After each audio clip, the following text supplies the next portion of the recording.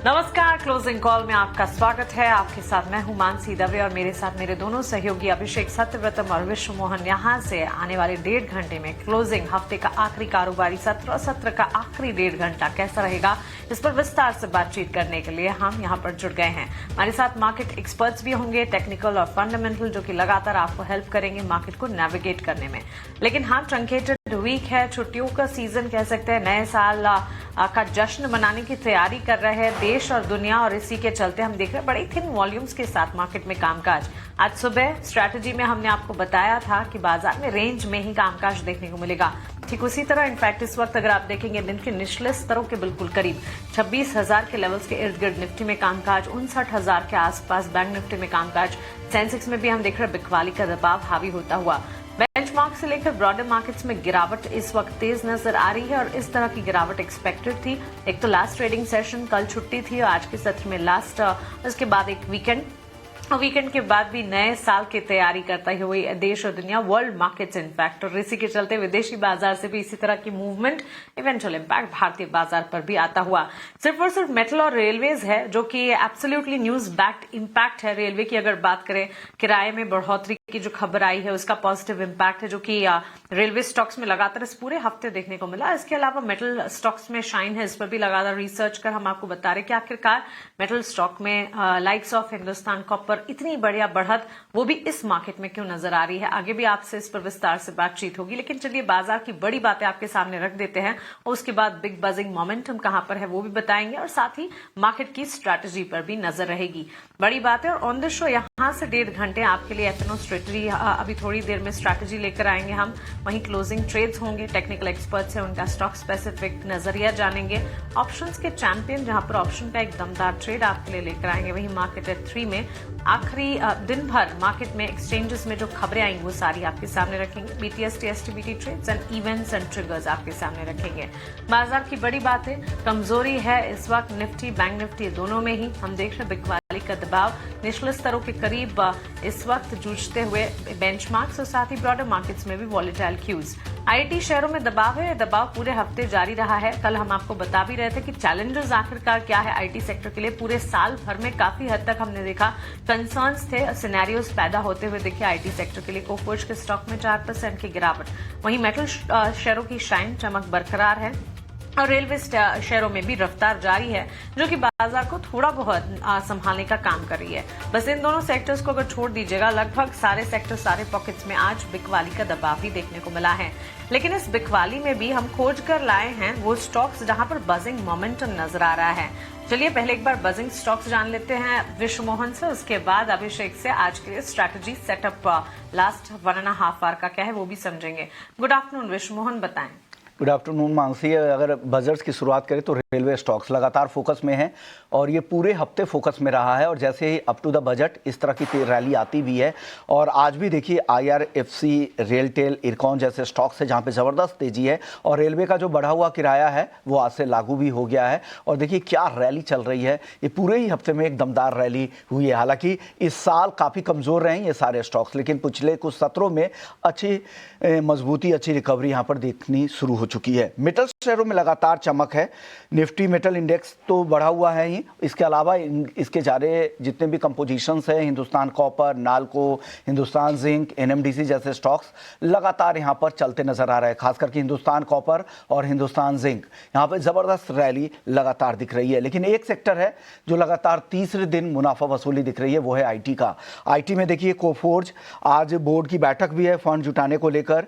इसके अलावा दिग्गज आईटी में टेक महिंद्रा, देखिए वहाँ पर दबाव आ रहा है। मिड कैप में भी एम्फैसिस में, एलटीआई माइंट्री में, ये कुछ ऐसे स्टॉक्स हैं जहाँ पर आज काफ़ी गिरावट दिख रही है। लेकिन कोफोर्ज लगातार यहाँ कमजोरी दिख रही है और 3 सत्र में देखिए कोफोर्ज में करीब 9-10% के आसपास की गिरावट अब तक आ चुकी है। टाइटन कंपनी नेचुरल डायमंड में थी, अब लैब ग्रोन डायमंड में भी कंपनी की एंट्री होने वाली है।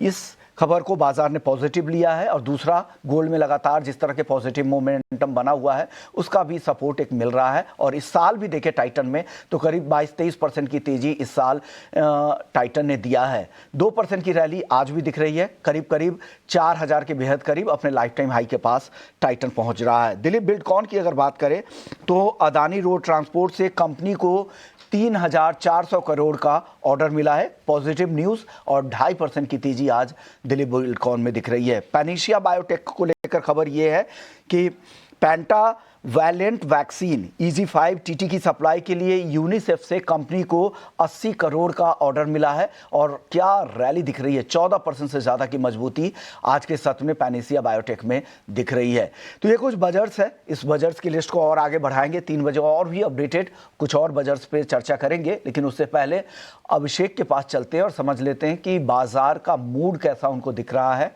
इंडेक्स में कौन कौन से की लेवल्स है जिन पर नजर रखनी चाहिए, सब कुछ हम समझते हैं अभिषेक से। अभिषेक, बताइए।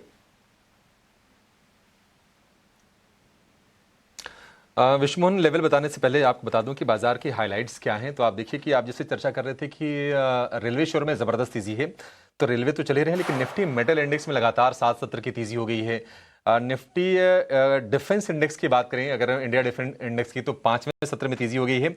और स्मॉल कैप 100 में भी हम लगातार 6ठे सत्र में तेजी देख रहे हैं। लेकिन जहां पर थोड़ा प्रेशर है, लगातार तीसरे सत्र में निफ्टी PSU बैंक और निफ्टी ITA लगातार 3 सत्र से गिर रहे हैं। और निफ्टी ऑटो में भी लगातार हम दूसरे सत्र में कमजोरी देख रहे हैं।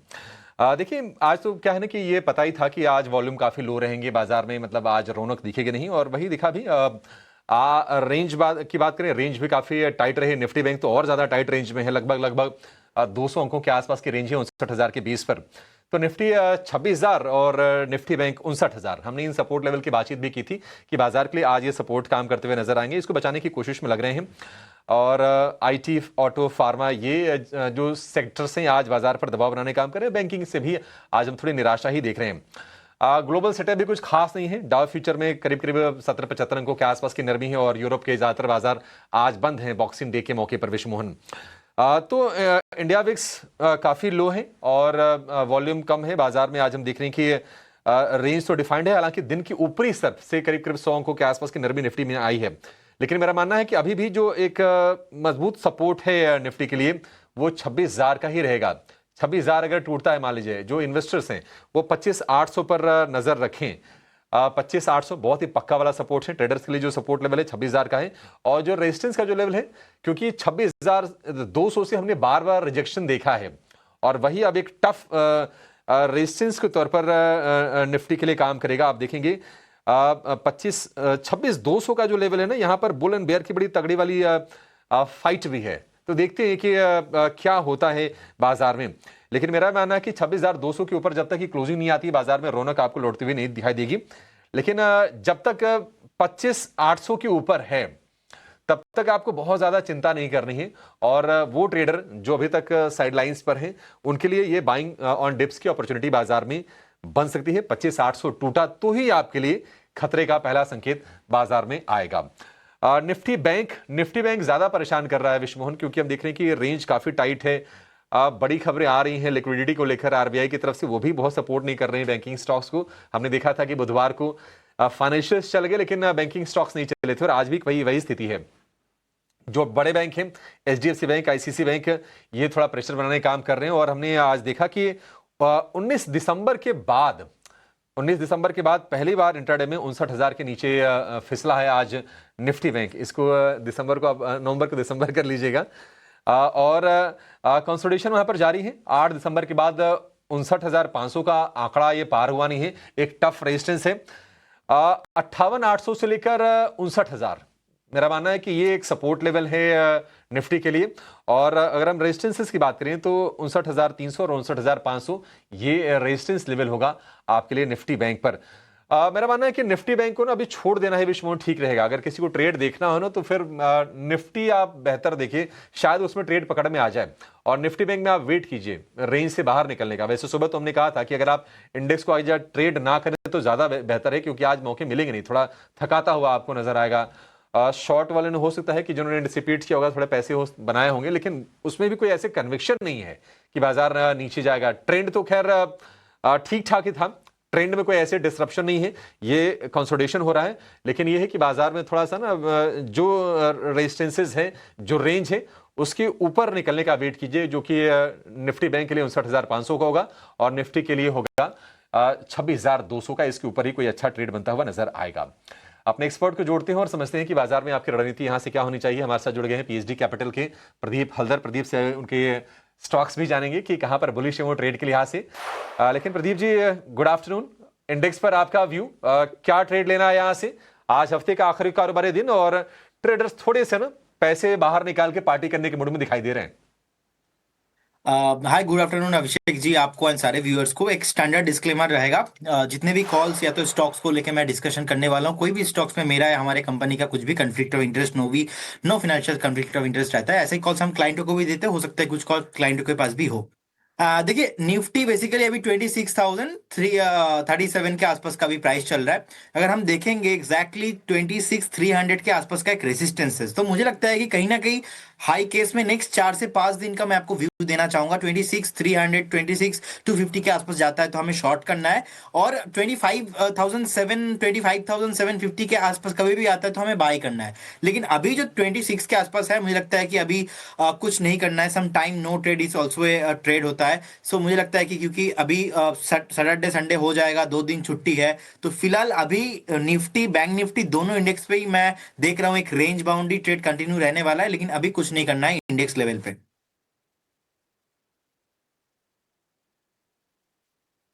एब्सोल्युटली, वेट एंड वॉच का नजरिया इंडेक्स लेवल पर फिलहाल हमारे एक्सपर्ट्स हो जा रहे हैं, और वो बाजार में जिस तरह की सिचुएशन इस वक्त पैन आउट होती हुई दिख रही है, ऐसे में कुछ सेशंस ऐसे भी होने चाहिए जहां पर कोई इंडेक्स वाइज आप स्ट्रैटेजी या कुछ पोजीशंस ना ले।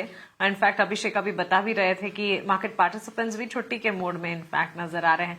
लेकिन चलिए, इंडेक्स वाइज तो वेट एंड वॉच का नजरिया है, लेकिन स्टॉक स्पेसिफिक रिकमेंडेशन क्या है ये भी समझते हैं हमारे एक्सपर्ट्स के क्लोजिंग ट्रेड्स में।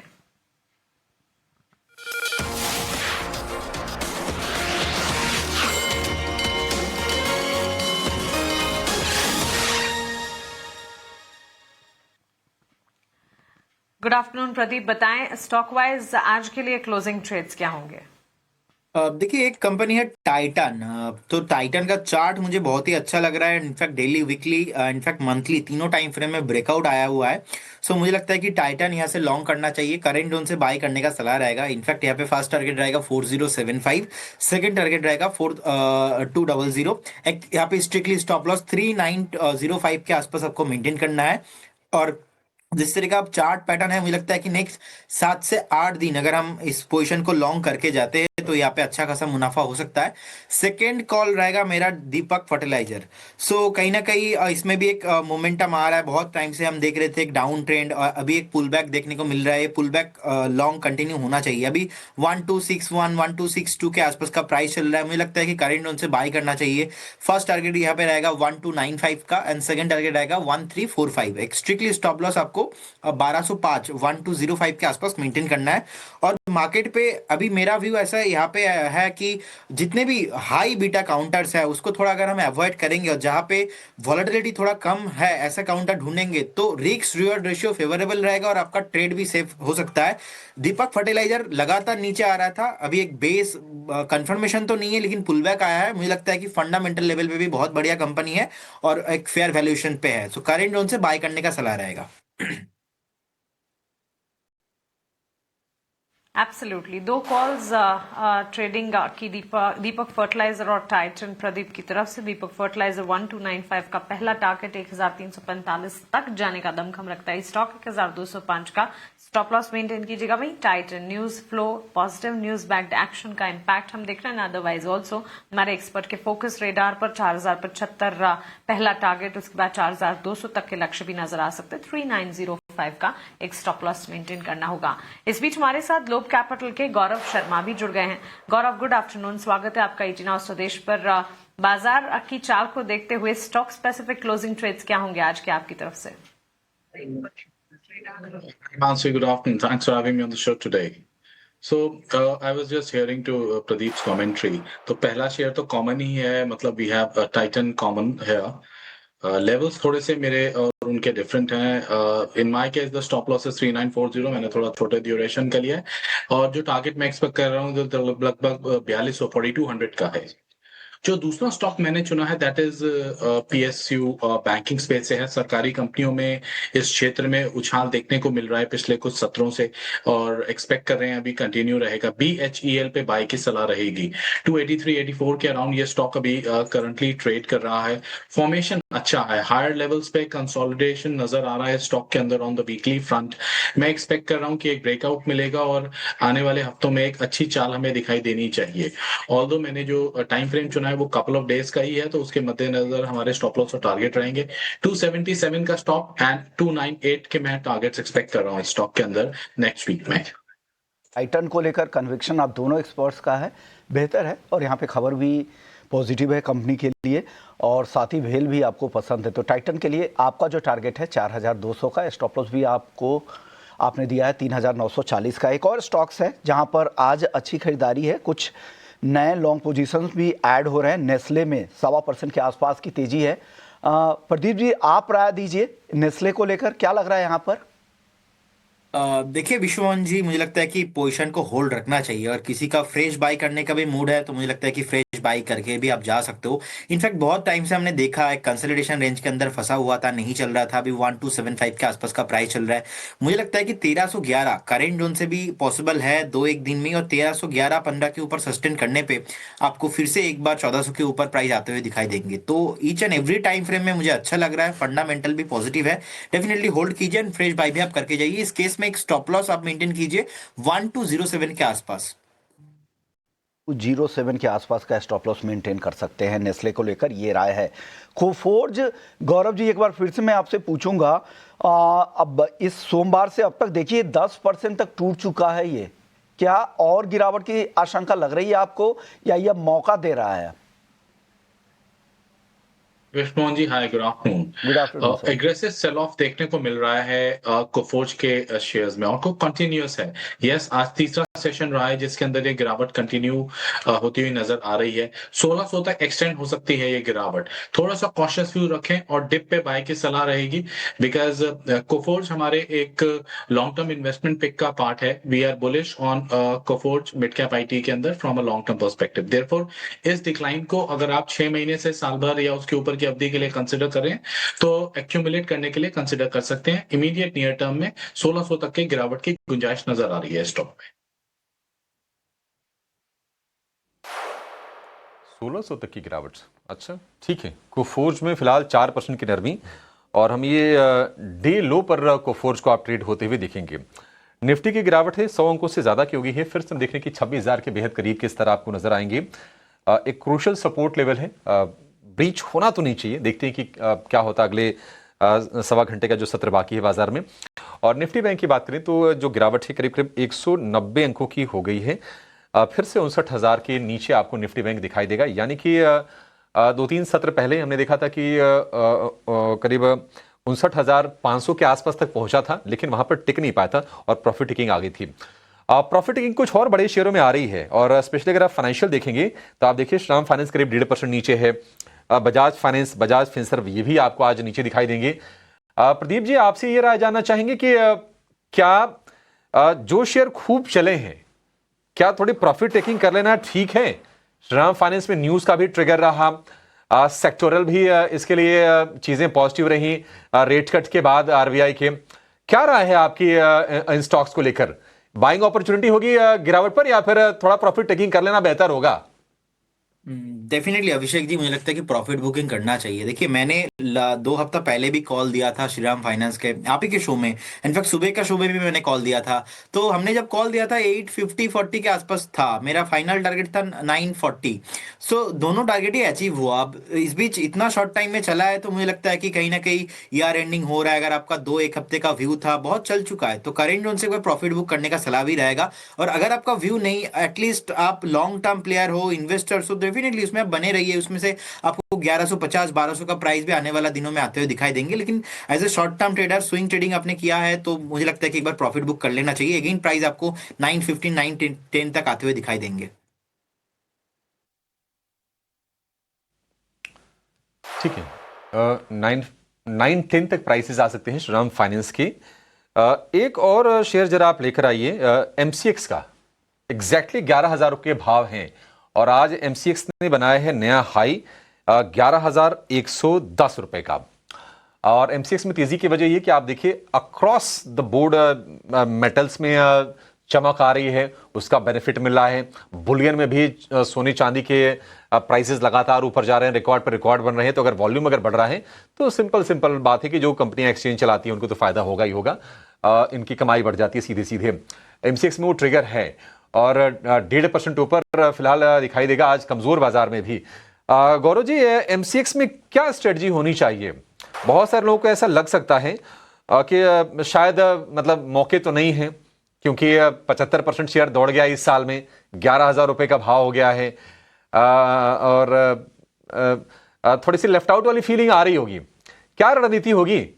क्या बायो गिरावट का वेट करें नई एंट्री के लिए या फिर जिन्होंने खूब पैसे बनाए हैं वो ही प्रॉफिट टेकिंग के बारे में सोचें? अभिषेक जी, पहली चीज तो yes, we are on a house front, वी आर bullish on the capital market space overall। Share बाजार, एक्सचेंज रिलेटेड कंपनीज जितने भी एएमसीज हैं उन सभी पे हमारा एक बुलिश स्टैंस है। हम उम्मीद कर रहे हैं कि यहाँ से आने वाला समय on a long term basis काफी ज्यादा पॉजिटिव रहने वाला है कैपिटल मार्केट स्पेस के लिए। एमसीएक्स उसी का एक पार्ट है, एक्सचेंज का प्लेयर है, मोनोपोलिस्टिक अप्रोच है कमोडिटी मार्केट में इसकी। तो कहीं ना कहीं जिस प्रकार से कमोडिटीज के अंदर मूवमेंट है, आपने बता ही दिया उसके बारे में, तो कमोडिटी वॉल्यूम्स इंक्रीज सर्टेनली हैं और आने वाले क्वार्टर्स में उसके नतीजे नजर आ जाएंगे। अब यस, यहाँ से एक अच्छी खासी तेजी इस साल के अंदर ऑलरेडी स्टॉक के अंदर आ गई है। मेरी सलाह ऑलरेडी जो निवेशक है उन्हें रहेगी ट्रेलिंग स्टॉप लॉस के साथ अपनी पोजीशन में बने रहें। There is more to come और अभी के लिए जो स्टॉप लॉस है 10,000 रुपए पे मेंटेन करें और जैसे जैसे शेयर का प्राइस ऊपर बढ़ता जाएगा आप अपना स्टॉप लॉस आगे बढ़ाते चलें। जो नहीं इनिशिएट कर पाए हैं अभी पोजीशन को, वो थोड़ा सा उन्हें वेट करना चाहिए। These are not levels for a fresh entry, थोड़ा सा डिप का वेट करें। फॉर एग्जांपल अभी आप बीएससी को कंसिडर कर सकते हैं। बीएससी के प्राइस में थोड़ी सी नरमी है, अगर यहाँ से 25,000-25,500 का भाव मिल जाए तो एक बहुत अच्छा इनिशिएशन रेंज है। तो अगर कैपिटल मार्केट प्ले करना है तो उस तरीके से भी किया जा सकता है।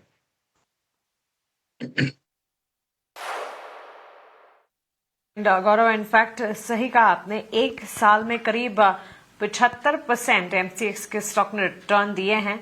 6,300 जहां था वहां से सीधा 11,000 के करीब पहुंचता हुआ पोजीशन है, तो उसे बिल्कुल इंटैक्ट रखें। ये रहा एक्सचेंज एंसिलरीज पर फोकस भी है, इन पर्टिकुलर एमसीएक्स के पीछे की वजह भी अब आप जान रहे हैं। लेकिन केएनआर कंस्ट्रक्शन, इस स्टॉक को भी एक बार पुल अप करना चाहिए। अच्छी मजबूती आज के सत्र में करीब 4.25% के गेंस। प्रदीप एकटेक, आपसे जानना चाहेंगे, कंपनी ने दरअसल 4 रोड प्रोजेक्ट से जुड़ी स्पेशल पर्पस व्हीकल में अपनी 100% हिस्सेदारी बेचने के लिए इंडस इंफ्रा ट्रस्ट के साथ एक अग्रीमेंट किया है, share purchase agreement. News flow है, लेकिन हो सकता है आज के सत्र में सिर्फ न्यूज फ्लो का इम्पैक्ट है। टेक्निकली चार्ट्स पर यह स्टॉक आपको कैसा नजर आता है? देखिए मानसी जी, मुझे लगता है कि स्टॉक जिनके पास पोजीशन है अब डेफिनेटली बने रही है। डेड कैट बाउंस यहाँ पे देखने को मिल रहा है। ये रैली कंटिन्यू होगा 210 के ऊपर टिकने पे। अगर 210 इसके ऊपर सस्टेन होता है, वीकली बेसिस पे क्लोजिंग आता है, देन वी शुड थिंक कि एटलीस्ट स्टॉक फिर से आपको 255 टू 70 तक आते हुए दिखाई देंगे। लेकिन अभी मेरे तरफ से तो कोई बाई कॉल या तो होल्ड करने का सलाह, अब होल्ड कीजिए लेकिन फ्रेश बाई मत कीजिए स्टॉक को। मुझे लगता है कि 210 इसके ऊपर ही करना चाहिए। और मानसी जी, आपको एक और एक अपडेट देना पसंद करूंगा। लास्ट दिन जब आपके साथ मिड कैप मसाला का शो कर रहा था, मैंने कॉल दिया था। स्टॉक का नाम है जीएम विवरीज, उसका सेकंड टारगेट 1185 था, वो भी आया है। एक बार प्रॉफिट बुक करने का सलाह रहेगा। ऑलमोस्ट 2 दिन में 10% के आसपास चला है।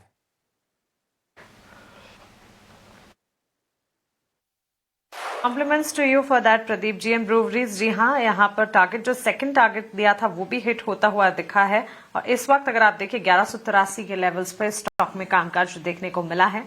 अच्छी मजबूती और एक्सपर्ट के फोकस रेडार पर था ये स्टॉक वक्त से पहले आपको सुझाया और अब आप देख रहे हैं टारगेट्स भी हिट होते हुए। इस बीच कुछ और स्टॉक्स निफ्टी नेक्स्ट कैटेगरी में देख लेते हैं, जहां पर एक मजबूती का मोमेंटम इस वक्त नजर आ रहा है। एक तो रेलवे स्टॉक्स है ही, मेटल स्टॉक्स में अच्छी खासी मजबूती है। तो इसके अंदर अगर आप देखेंगे कुछ तमाम सीमेंट प्लेयर्स हैं जहां पर अच्छा एक्शन है। अंबुजा सीमेंट जैसे स्टॉक से 0.5% गेन्स दिखा रहे हैं, लेकिन कंजम्पशन एफएमसीजी का खेमा गौरव, गोदरेज कंज्यूमर की अगर बात करें ऑलमोस्ट 1.25% की मजबूती आज के सत्र में देखने को मिली है। सेक्टर में परफॉर्मेंस नहीं लेकिन स्टॉक वाइज हम मूव देख रहे हैं। अगर एग्जिस्टिंग पोजीशन है, राय क्या होगी? Yes, nicely, Mansi rightly picked up. आज चुनिंदा एफएमसीजी शेयर में खासकर जो मिड कैप एफएमसीजी स्टॉक्स हैं उनके अंदर बाइंग नजर आ रही है। Marico is among those, Godrej CP is among those जो आप कह रहे हैं। गोदरेज सीपी पिछले कुछ दिनों से लगातार अपने 200 पीरियड का एक्सपोनेंशियल मूविंग एवरेज के ऊपर कंसोलिडेट कर रहा है। आज समवट एक ब्रेकआउट आता नजर आ रहा है, बट ये ब्रेकआउट के अंदर वॉल्यूम सपोर्ट मिसिंग है, तो आई थिंक अभी थोड़ा सा और वेट करें। 1215 1220 के ऊपर निकलता है और उसके साथ अगर वॉल्यूम सपोर्ट मिलेगा देन आई थिंक इसमें एक ब्राइट चांसेस बनेंगे that it can extend it's move towards 1280 odd levels. अभी थोड़ा सा होल्ड करना चाहिए इसको।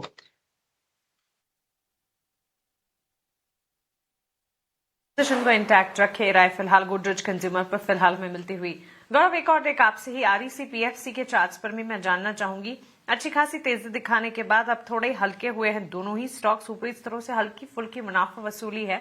एग्जिस्टिंग पोजीशन अगर अकेले बनाकर रखी है तो क्या आप भी राय एक बार एग्जिट करने की, प्रॉफिट बुक करने की देंगे? ये दोनों तरीके से एड्रेस करूंगा इस चीज को। फर्स्टली अगर ट्रेडिंग पोजीशन कुछ दिन के हिसाब से लिया तो यस सर्टेनली, फ्राइडे भी है, हॉलीडे शॉर्टन वीक था, ये यहाँ से प्रॉफिट टेकिंग इसलिए भी नजर आ रही है बिकॉज आने वाले दिनों में भी एक डल मूवमेंट एक्सपेक्टेड है ओवरऑल मार्केट्स में because of lack of participation from the foreign players. Therefore yes, trading standpoint से यहाँ से बुकिंग करनी चाहिए, लेकिन अगर इन्वेस्टमेंट के लिए किया है तो अभी भी मेरा मानना है यहाँ से जब भी चाल बनेगी इन स्पेसिफिकली इन चुनिंदा कंपनीज में, whether it is power grid, PFC, REC, NTPC for that matter, ये एक अच्छी चाल बनेगी। ये सीधे 15 से 20% के लिए आगे चलेंगे।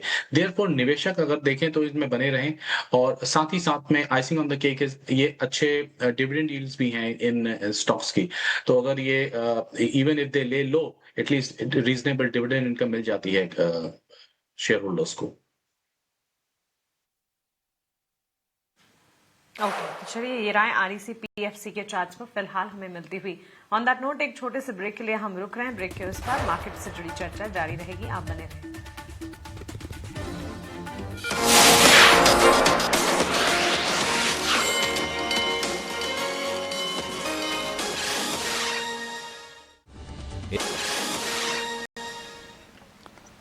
बाजार में देखें तो आज कमजोरी काफ़ी ज़्यादा दिख रही है। 115 अंकों से ज़्यादा की गिरावट अब निफ्टी में दिख रही है। बैंक निफ्टी को देखें तो 200 अंकों से ज़्यादा की गिरावट है। लेकिन एक स्टॉक है जो जिस पर नज़र रखनी चाहिए, पैनिशिया बायोटेक। हालांकि छोटा स्टॉक है, 2500 करोड़ के आसपास का मार्केट कैप है, लेकिन तेज़ी काफ़ी ज़्यादा है। गौरव जी, क्या राय है पैनिशिया बायोटेक में?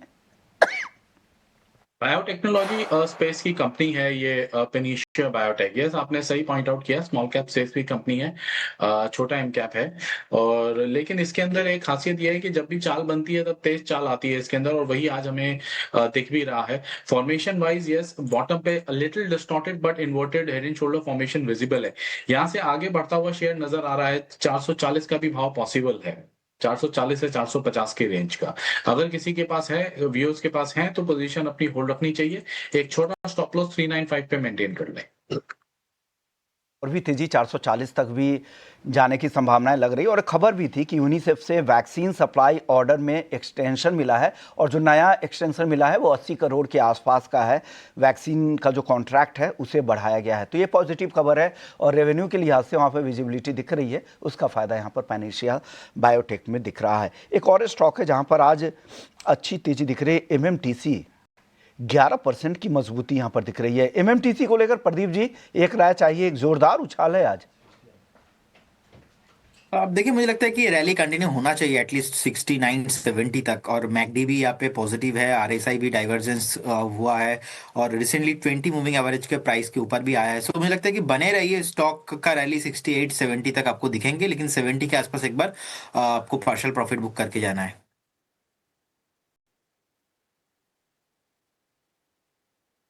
एमएमटीसी को लेकर ये भी, तो छोटे शेयरों में हम देख रहे हैं कि उछाल है, और होता क्या ना, बीटा हाई होता है, वॉल्यूम थोड़े कम होते हैं, तो थोड़ा सा ना कई बार फंसने का रिस्क होता है। तो जो भी आप कीजिए थोड़ा सोच समझ के कीजिएगा। एमएमटीसी वैसा ही स्टॉक है। लेकिन चलिए कुछ और शेयरों पर जरा व्यू लेते हैं जहां पर एक्शन है या फिर एक्शन आगे बन सकता है। ऐसे स्टॉक्स खोजते हैं। अच्छा, हडको क्या चल जाएगा? गौरव जी, पिछली बार आपको याद होगा काफ़ी परेशान किया, 250 के आसपास तक के प्राइसेस गए और फिर वहाँ से रिवर्स होके आ गया ये। फिर से 220 रुपये के ऊपर निकला है हडको। क्या आपको लगता है कि ट्रेड बन सकता है हडको में, या फिर हडको छोड़ दें, कुछ और खोजें बाजार में? या अभिषेक जी, मुझे अच्छे से ध्यान है, हमारा डिस्कशन हुआ था उस टाइम पे जब ये 240 के आसपास ब्रेकआउट हुआ था, एंड इवन मैं भी पॉजिटिव था उस टाइम पे दैट ये इस बार शायद निकल जाएगा, बट आई मीन डिसअपॉइंटमेंट ही हाथ लगी और फिर ये फिजल आउट होता हुआ नजर आ गया। अभी अगेन 225 के आसपास मल्टीपल मूविंग एवरेजेस का कन्फ्लुएंस जोन आ रहा है, which will act as a resistance point है। एक बार 225 निकलता है तो फिर एक बार 240 के लिए करना चाहिए। इसे ट्रेड करने का बेस्ट तरीका यही है कि टुकड़ों में ट्रेड किया जाए, क्लस्टर वाइज ट्रेड किया जाए। 225 के ऊपर निकलेगा तो 240-45 के लिए ट्रेड करना चाहिए और फिर एक डिसाइसिव ब्रेकआउट 250 के बाद दे, तब फर्दर एक अपमूव के लिए ट्रेड करें। पूरा आई थिंक अगर यहाँ पे हम सोच के चलेंगे कि 250 या उसके ऊपर के टारगेट्स हो, मे बी अगेन डिसअपॉइंटमेंट हाथ लग सकती है। तो बेटर है अभी 225 के ब्रेकआउट का वेट करें। ठीक है, 225 के ब्रेकआउट का वेट करें हडको के लिए। लेकिन एक और सरकारी कंपनी है जहां पर आज हमें एक्शन दिखाई दे रहा है। देखिए, जो सरकारी कंपनीज है ना, जो पीएससी इंडेक्स है, वहां पर मूव आ रहे हैं और आपको दिखेंगे, मतलब अगर आप सेक्टरली देखेंगे तो तमाम सेक्टर्स हैं। पीएसयू बैंक है, ये एमएनसी कंपनी है, पीएससी है, कई सारे ऐसे सेक्टर्स हैं जहां पर ना आपको एक्शन दिखाई देगा। लेकिन एनबीसीसी जरा स्क्रीन पर लेकर आइए। एनबीसीसी का शेयर हम देख रहे हैं कि करीब 4-4.5% के उछाल के साथ डे हाई के आसपास आपको नजर आएगा एनबीसीसी। 120 रुपीज के ऊपर निकला है। 120 हम देखते हैं कि वहां तक जाता है, फिर वह स्टॉक अपनी स्टीम खो देता है। लेकिन क्या इस बार टिक पाएगा 120 के ऊपर? जरा ये समझते हैं। हमारे साथ जुड़ गए हैं देश के जाने माने fundamental expert profit mart securities के अविनाश गोरक्षकर। अविनाश जी, बहुत शुक्रिया आपका समय देने के लिए। सर, कंपनी तो अच्छी है एनबीसीसी, आपकी राय? चल नहीं पाती सर, दिक्कत कहां पर आपको नजर आती है? नहीं, मुझे लगता है कि देखिए अभिषेक, कंपनी अच्छी है, ऑर्डर बुक अच्छा है, लेकिन आई थिंक जो मार्केट ऑलवेज एनबीसीसी से एक्सपेक्ट करता है वो बेसिकली एग्जीक्यूशन है। देखिए, एग्जीक्यूशन ट्रैक रिकॉर्ड एनबीसीसी का मेरे ख्याल से इतना अच्छा मार्केट को पसंद नहीं है। और कहीं ना कहीं देखिए ज्यादातर सरकारी बिजनेस है, प्राइवेट बिजनेस बहुत कम है। तो मुझे लगता है कि देखिए अभी तो ऑर्डर बुक बहुत सिग्निफिकेंटली ज्यादा है, लेकिन इसको किस प्रकार से एग्जीक्यूट करेंगे क्वार्टर ऑन क्वार्टर, ये सबसे बड़ा मसला होता है। तो यहाँ पे शायद थोड़ा-सा मार्केट को डिसअपॉइंटमेंट पहले मिला है। मुझे लगता है कि देखिए करंट लेवल पे तो डाउनसाइड थोड़ा कम लग रहा है, क्योंकि ऊपरी लेवल से स्टॉक काफ़ी गिरा है। बट मेरे हिसाब से अगर ये current order book timely execute करते हैं, तो मेरे ख्याल से इसमें डेफिनिटली एक अच्छा रिस्क रिवॉर्ड बन सकता है। देखिए जो कंस्ट्रक्शन आज दिल्ली और नॉर्थ इंडिया में है, जहाँ पे इनका काफ़ी स्ट्रॉन्ग होल्ड है, वहाँ पे भी अगर ये अच्छा एग्जीक्यूशन ट्रैक रिकॉर्ड एस्टेब्लिश करते हैं, तो डेफिनिटली इसमें कोई डाउट नहीं कि क्वार्टर ऑन क्वार्टर अगर एग्जीक्यूशन रिकॉर्ड अच्छा होता है, तो इसमें अच्छी रीरेटिंग आएगी। कंपनी अच्छी है और लंबी अवधि के लिए मेरे ख्याल से अगर किसी को पोजीशन लेनी है, तो डेफिनिटली इस लेवल से थोड़ा-सा पोजीशन आप ऐड कर सकते हो, क्योंकि जिस प्रकार का ऑर्डर बुक है, उस प्रकार का वैल्यूएशन अभी भी कैच अप हुआ नहीं। सीसी यहाँ पर रखते हैं नजर। लगभग 5% की तेजी आप आज के सत्र में देख रहे हैं। पर एक और काउंटर है, वो है एनएचपीसी। यहाँ पर भी हाल फिलहाल हम मोमेंटम हल्का फुल्का पिकअप होते देख रहे हैं। साथ ही साथ कुछ नए ऑर्डर्स की भी हाल फिलहाल जानकारी है। और एक बार प्रदीप, आपकी राय एनएचपीसी पे, क्योंकि कुछ दिनों पहले भी ये काउंटर फोकस में था खबरों के दम पर, तब देखा था कि ये काफी रेंज बाउंड है फिलहाल। 75 से 79 के बीच में काफी इसने वक्त ऑलरेडी बिता चुका है। कैसे देख रहे हैं आप इसको चार्ट्स पे? ये भी एक बीटन डाउन नेम है, तो क्या यहाँ पे कोई रिकवरी की उम्मीद करें? यहाँ पे एक रिकवरी पॉसिबल है, लेकिन अभी भी स्टॉक जो है अपने 200 जो डीएम है उसके नीचे ट्रेड हो रहा है। मुझे लगता है कि 84 85 इसके ऊपर एक अच्छा खासा रैली ये पकड़ सकता है। उस केस में आपको ऑलमोस्ट 93 95 तक मैं देख रहा हूँ। तो फिलहाल जिनके पास पोजीशन है बने रहिए, लेकिन फ्रेश पोजीशन यहाँ पे बिल्ड नहीं करना चाहिए। राइट, तो फ्रेश पोजीशंस यहाँ पे बिल्ड ना करें, ये फिलहाल राय आती हुई एनएचपीसी को लेके। और कुछ काउंटर्स देखते हैं, खासतौर से ब्रॉडर मार्केट स्पेस में, क्योंकि देखिए कुछ एक थीम्स तो जी हाँ काफ़ी अच्छा प्रदर्शन कर रहे हैं, चाहे वो रेलवे काउंटर्स हों, सेलेक्ट केमिकल काउंटर्स हों। और उसी बास्केट में से एक बार एसआरएफ पर भी फोकस करेंगे, क्योंकि देखिए एसआरएफ हमने कुछ दिनों पहले भी हाईलाइट किया था। एक तरफा रैली देखिए आप एसआरएफ में देख सकते हैं। आज ऐसे मार्केट में भी लगभग 0.5% की तेजी है। यहाँ पर गौरव, आपकी राय? एसआरएफ स्ट्रांगली मूव कर रहा है। हम देख भी पा रहे थे कि नवीन फ्लोरिन, एसआरएफ जैसे काउंटर्स जो हैं अच्छी तरीके से होल्ड कर रहे हैं, बट पर्टिकुलरली क्या लगता है, क्या यहाँ से और भी तेजी दिखा सकता है ये counter? Hi Srishti, good afternoon. Good afternoon. So SRF के अंदर एक साइडवेज कंसोलिडेशन मूव देखने को मिला था 2000 से लगभग 2800 की रेंज में, और उसका एक ब्रेकआउट आया, शेयर ने टारगेट अचीव नहीं किया and it again went into consolidation. Higher levels पे कंसोलिडेट होना ये एक अच्छी चीज है। अब मैं उम्मीद कर रहा हूँ यहाँ से जब भी ये मूव बनेगा 3200 3250 की रेंज को ये शेयर क्रॉस करेगा तो it will go up to 35 to 3700 zone. तो आई थिंक यस, इसमें बने रहने, होल्ड करने की सलाह होगी। फ्रेश बाइंग 3250 के ऊपर इनिशिएट की जा सकती है।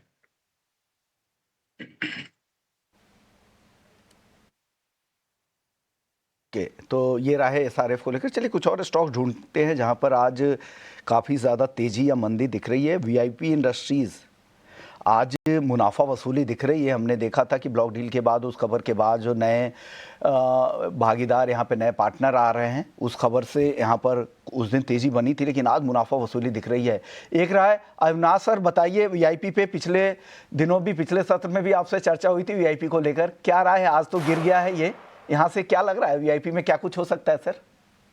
नहीं, मेरे ख्याल से देखिए, जब इवेंट था और जब ये एक शेयर की डील हुई थी, तभी नॉर्मली ऐसा होता है कि ऊपरी लेवल पे भी निवेशक एंट्री करते हैं। आज तो मुनाफा वसूली दिख रही है, और देखिए मुझे लगता है कि अभी जो सबसे बड़ा और नेक्स्ट जो ट्रिगर इवेंट रहेगा वो ये रहेगा कि ये जो पीई फंड्स ने यहाँ पे पैसा डाला है, ये किस प्रकार से मैनेजमेंट का कंट्रोल या किस प्रकार से इनको सहायता करेंगे आगे बढ़ने के लिए।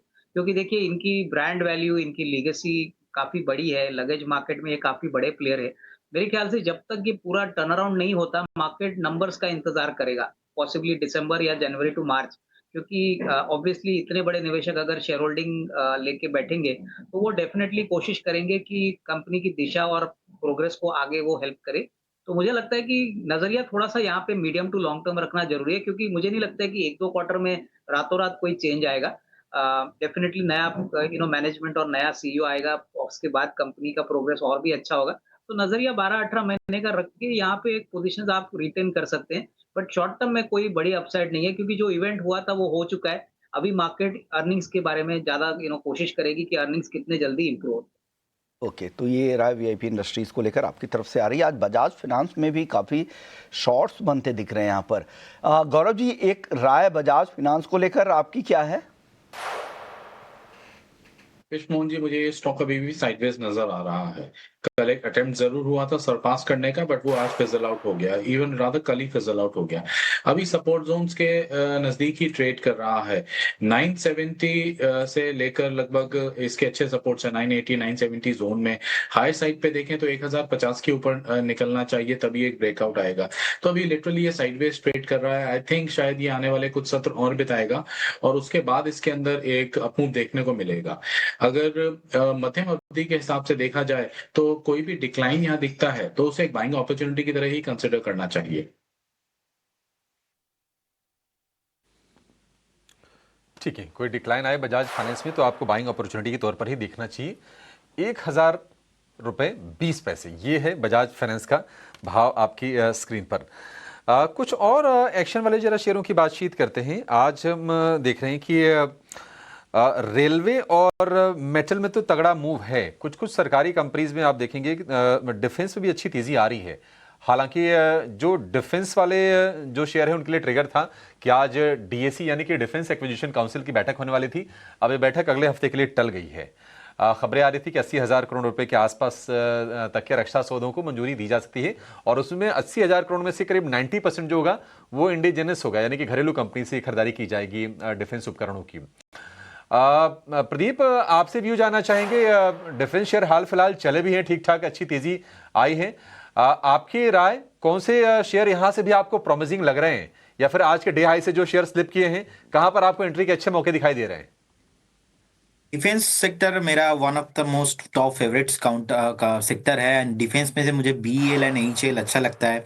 अब देखेंगे भारत इलेक्ट्रॉनिक्स जो लिमिटेड है, अब देखेंगे 2,91,000 करोड़ के आसपास का मार्केट कैप है, पी चल रहा है प्राइस टू अर्निंग रेशियो 51, और ओवरऑल इंडस्ट्री का पी अभी 60 के आसपास है, तो पी के हिसाब से भी बढ़िया है, 5,000 करोड़ के ऊपर पैट है। और रिसेंटली मैं एक स्टडी कर रहा था, उसमें मैंने ऐसा देखा कि दुनिया में जो टॉप डिफेंस काउंटर है, अब इंडिया से नाम आता है एचएएल का। तो एचएएल का अभी का जो मार्केट कैप है और जिस तरीके का विकसित भारत का थीम है गवर्नमेंट का 2047 का, सो मुझे लगता है कि कहीं ना कहीं एक फंडामेंटल अप्रोच भी यहाँ पे बहुत पॉजिटिव है मेरा, और टेक्निकली अप्रोच भी बहुत पॉजिटिव है। बीएल का टारगेट होना चाहिए ऑलमोस्ट 440 या सेकंड टारगेट ऑलमोस्ट 500 के आसपास व्यू होना चाहिए 4 से 5 महीना। और एचएएल का भी टारगेट मुझे लगता है कि यहाँ से ऑलमोस्ट 5200 एंड सेकंड टारगेट 5800 के आसपास होना चाहिए। तो बीएल और एचएएल दोनों काउंटर ही मुझे अच्छा लगता है। और इस बार मैं एक्सपेक्टेशन भी ये कर रहा हूँ, बजट में कुछ डिफेंस को लेके भी अनाउंसमेंट होगा, क्योंकि हमने इंडिया पाकिस्तान का वार देख लिया, कहीं ना कहीं ग्लोबली भी एक ट्रेड वार जो अभी चल रहा था, तो कहीं ना कहीं गवर्नमेंट का फोकस इस सेक्टर में रहने वाला है। तो पॉजिटिव हूँ बीएल और एचएएल को लेके।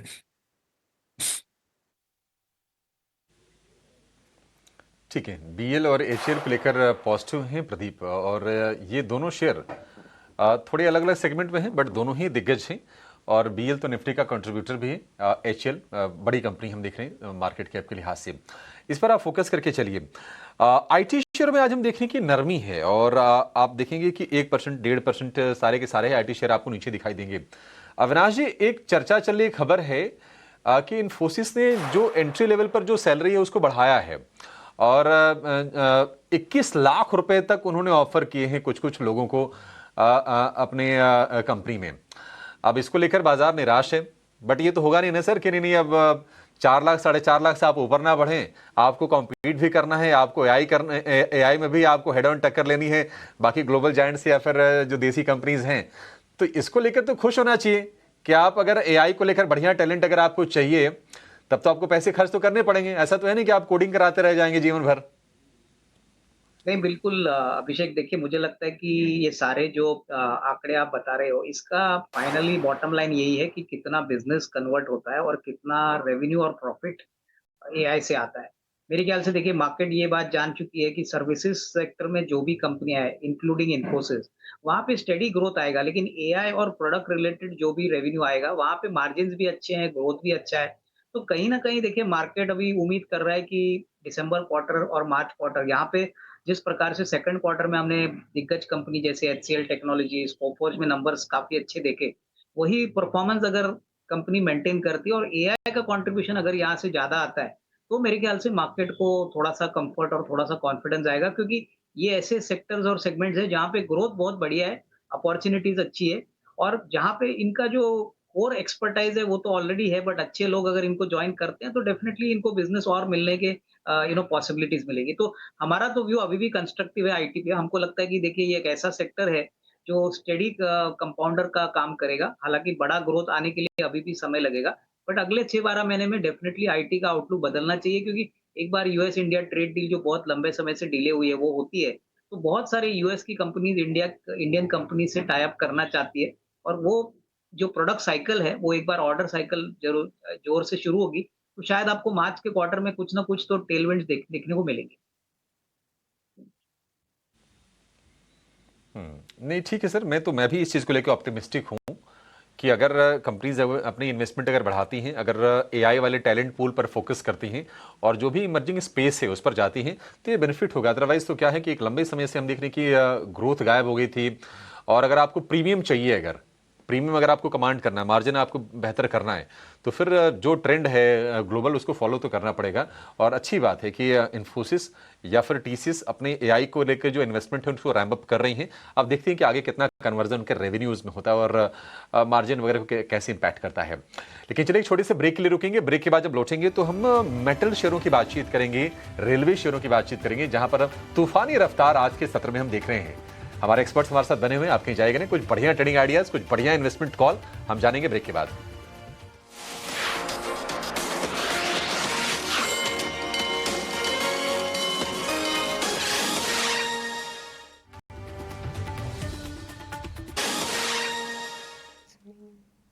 ब्रेक के बाद आपका स्वागत है क्लोजिंग कॉल्स में। तो देखिए मार्केट भी कहीं ना कहीं थोड़े हॉलिडे मोड में ही लग रहे हैं, काफी रेंज बाउंड रहे हैं सुबह से, बट बिकवाली ही हावी है।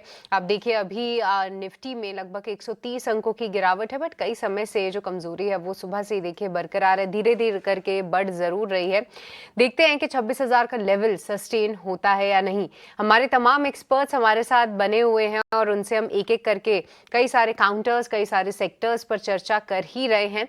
और जी हाँ, अगर हम देखें तो कोफोर्ज ये आईटी पैक से वो काउंटर जरूर रहा है जिसमें लगातार हमने कमजोरी देखी है। देखिए जिस दिन ये बोर्ड मीट की अनाउंसमेंट आई थी उस दिन भी हमने हाईलाइट किया था, और आज बोर्ड मीट जो है भी, और कंपनी ने एक नए एक्विजिशन का भी जो है ऐलान किया है, उसको लेकर 4% की कमजोरी, अब 1665 के लेवल्स आप फिलहाल कोफोर्ज में देखेंगे। एक बार अविनाश जी आपसे समझना चाहेंगे क्या कुछ पूरी चिंता लग रही है कोफोर्ज को लेके, क्योंकि देखिए एक तरफ तो हमने देखा ही है कि मिड कैप आईटी कंपनीज में किस तरीके से रैली है, पर कोफोर्ज की बैलेंस शीट कमजोर हो जाएगी और इन पे कर्जा आएगा, इसके कंसर्न से स्टॉक में थोड़ा प्रेशर है। बट आप कैसे देख रहे हैं कंपनी की ये स्ट्रैटेजी, और क्या गिरावट में मौके तलाशने चाहिए? सृष्टि, मुझे लगता है कि आज जो इनकी जो बोर्ड मीटिंग है 5:30 को, यहाँ पे एक एवरीथिंग शुड बी क्लियर कि एक्चुअली कंपनी क्या करने वाली है, क्योंकि ये एक्विजिशन को लेके मार्केट का ऐसा व्यू पॉइंट है कि अगर एक्विजिशन करना है तो अपने खुद के इंटरनल एक्रूवल्स और कैश फ्लो से करे। जब भी कोई भी आईटी कंपनी स्पेसिफिकली बोरो करती है, स्पेसिफिकली इक्विटी रेज करती है, तो पहला सवाल उनका इक्विटी डाइल्यूशन पे आता है।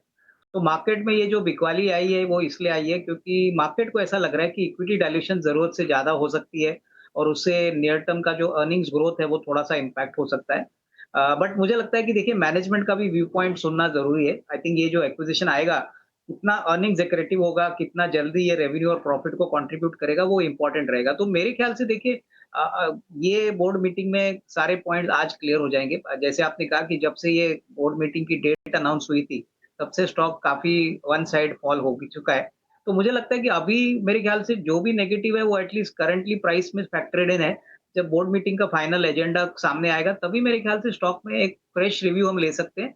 बट मेरा मानना है कि देखिए जिस प्रकार का Q2 का नंबर आया था, अगर ये डाइल्यूशन ज्यादा नहीं है और अगर ये एक्विजिशन वैल्यू एक्रेटिव होता है तो अच्छा सा बाउंस भी आपको देखने को मिल सकता है। तो मैं तो ये कहूंगा कि जिनके पास है तो थोड़ा सा पेशेंस के साथ यहाँ पे होल्ड करे। ये ऐसी वैसी कोई कंपनी नहीं है जहाँ पे नंबर्स कम है या कमजोर है। तो I think late full board meeting resolution come out, उसके बाद मेरे ख्याल से फ्रेश रिव्यू ले सकते हैं। बट जिनके पास है वो होल्ड करे, मेरे ख्याल से पैनिक में ना बेचे। आज 5:30 बजे जो बैठक है उसका आउटकम आ जाने दीजिए और पैनिक में नहीं बेचें, ये फिलहाल राय आती हुई कोफोर्ज पे। पर चलिए अब वक्त हो चला है आपको बताने का क्या होनी चाहिए आपकी ऑप्शन सेगमेंट में कमाई की रणनीति, और आज की ऑप्शन स्ट्रैटेजी समझेंगे हमारे अगले सेगमेंट ऑप्शंस के चैंपियन में।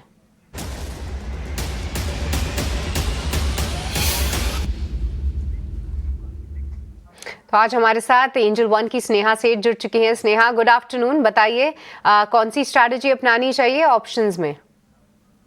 तो अगर आप देखें तो रिसेंटली मेटल स्पेस काफी अच्छा कर रहा है, उसमें से हिंडाल्को ये काउंटर अगर आप देखें तो इसकी ऑप्शन एक्टिविटी भी काफी इंटरेस्टिंग है, जहाँ पे हम हायर साइड पे जो ऊपर की कॉल्स है वहाँ पे काफी अच्छी अनवाइंडिंग देख रहे हैं। मेरा मानना है यहाँ पर एट दी मनी की जो 870 की कॉल है दिसंबर सीरीज की ही, इसे बाय कर सकते हैं। 6.57 रुपीज के रेंज में इसे बाय करना है। करंट लेवल्स अराउंड 6.5 के आसपास ही चल रहा है, तो यहाँ पे करंट लेवल्स पे ही लॉन्ग कर लें। स्टॉप लॉस जो है आपको 1.25 पे लगाना है, टारगेट 17 का रहेगा as per the target and stop loss. Maximum risk involve है दैट इज अराउंड 4000 और जो प्रॉफिट पोटेंशियल है वो 7000 तक का रहेगा। यहाँ पर हिंडाल्को की 870 के आप कॉल ऑप्शन खरीद सकते हैं, उससे जुड़े स्टॉप लॉस और टारगेट भी जो है आपकी स्क्रीन पे दिए गए हैं। बहुत बहुत शुक्रिया स्नेहा आज की ये रणनीति हमें बताने के लिए। बट हम आपको ये भी बता दें कि 10 में से 9 लोगों को एफएनओ सेगमेंट में नुकसान ही होता है और ऑन एन एवरेज ये नुकसान 1 लाख रुपए का होता है। इसके अलावा आपको तमाम चार्जेस भी देने पड़ते हैं, तो उसको ध्यान में ही रखकर आप ट्रेड लें अगर आप ले रहे हैं तो। पर चलिए फिलहाल इसी के साथ एक बार फिर से वक्त चला एक छोटे से ब्रेक, आप कहीं मत जाएगा, हम जल्द लौटेंगे। हमारे तमाम एक्सपर्ट्स हमारे साथ मौजूद हैं और उनसे समझेंगे उनके कुछ BTST आइडियाज भी।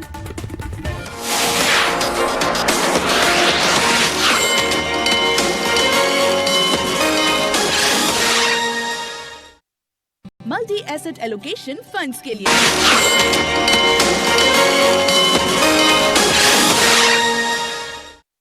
ब्रेक के बाद आपका स्वागत है और आप देख रहे हैं क्लोजिंग कॉल्स। बाजार पर एक नज़र डाल लेते हैं तो बाजार की कमजोरी बरकरार है। 120 अंकों के आसपास की गिरावट निफ्टी दिखा रहा है और निफ्टी बैंक में 200 अंकों की गिरावट यहां पर दिख रही है।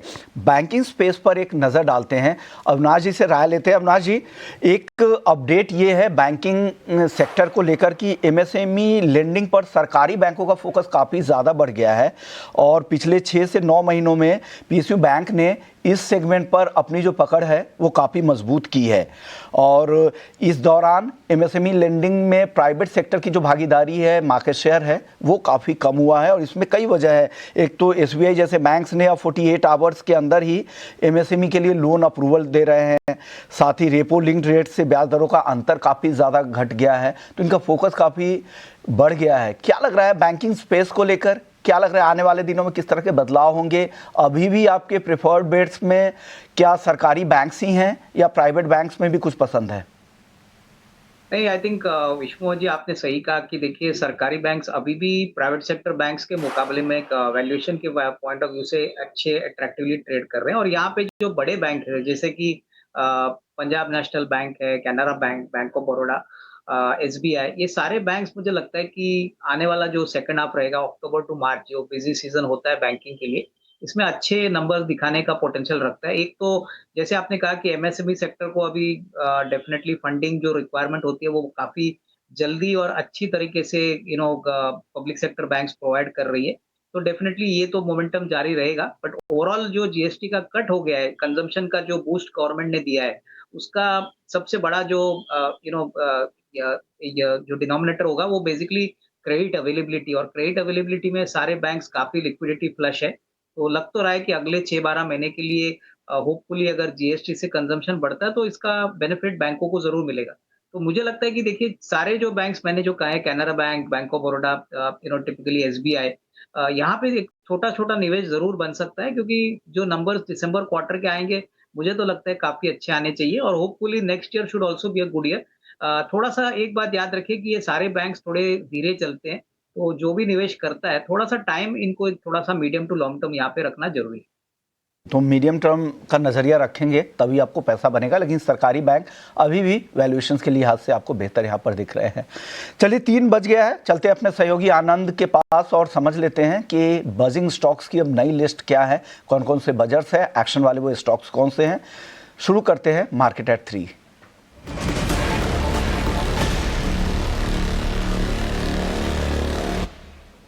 गुड आफ्टरनून आनंद, बताइए आज एक्शन वाले स्टॉक्स की लिस्ट में क्या क्या हैं?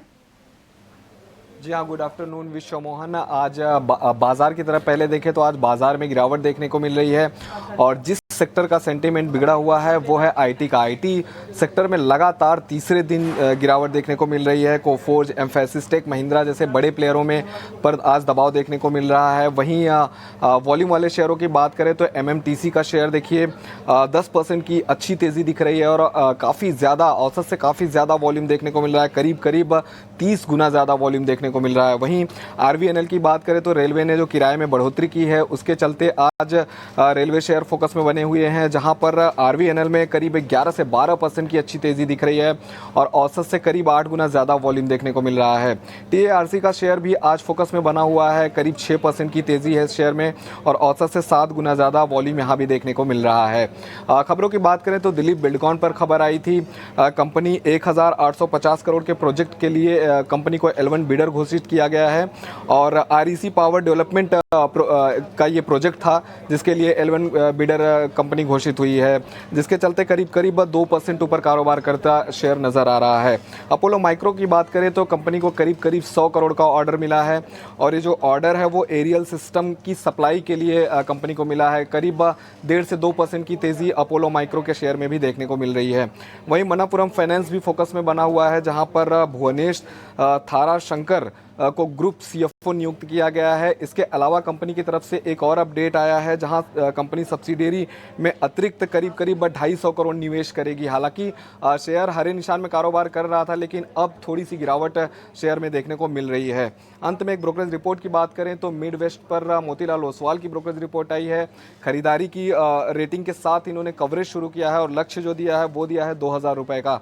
कंपनी जो है ब्लैक ग्रेनाइट मार्केट में लीडर प्लेयर है। साथ ही साथ इनका ऐसा मानना है कि मार्केट डिमांड और मजबूत रिसोर्स बेस के चलते ग्रेनाइट बिजनेस में जो ग्रोथ है वो स्थिर बनी रह सकती है, जिसके चलते करीब 2 से 3% की तेज़ी आज मिडवेस्ट के शेयर में भी देखने को मिल रही है। तो ये सारे अपडेट्स थे, बड़े अपडेट्स थे जहां पर आज एक्शन देखने को मिल रहा है। आनंद ये पूरी लिस्ट लेकर आने के लिए।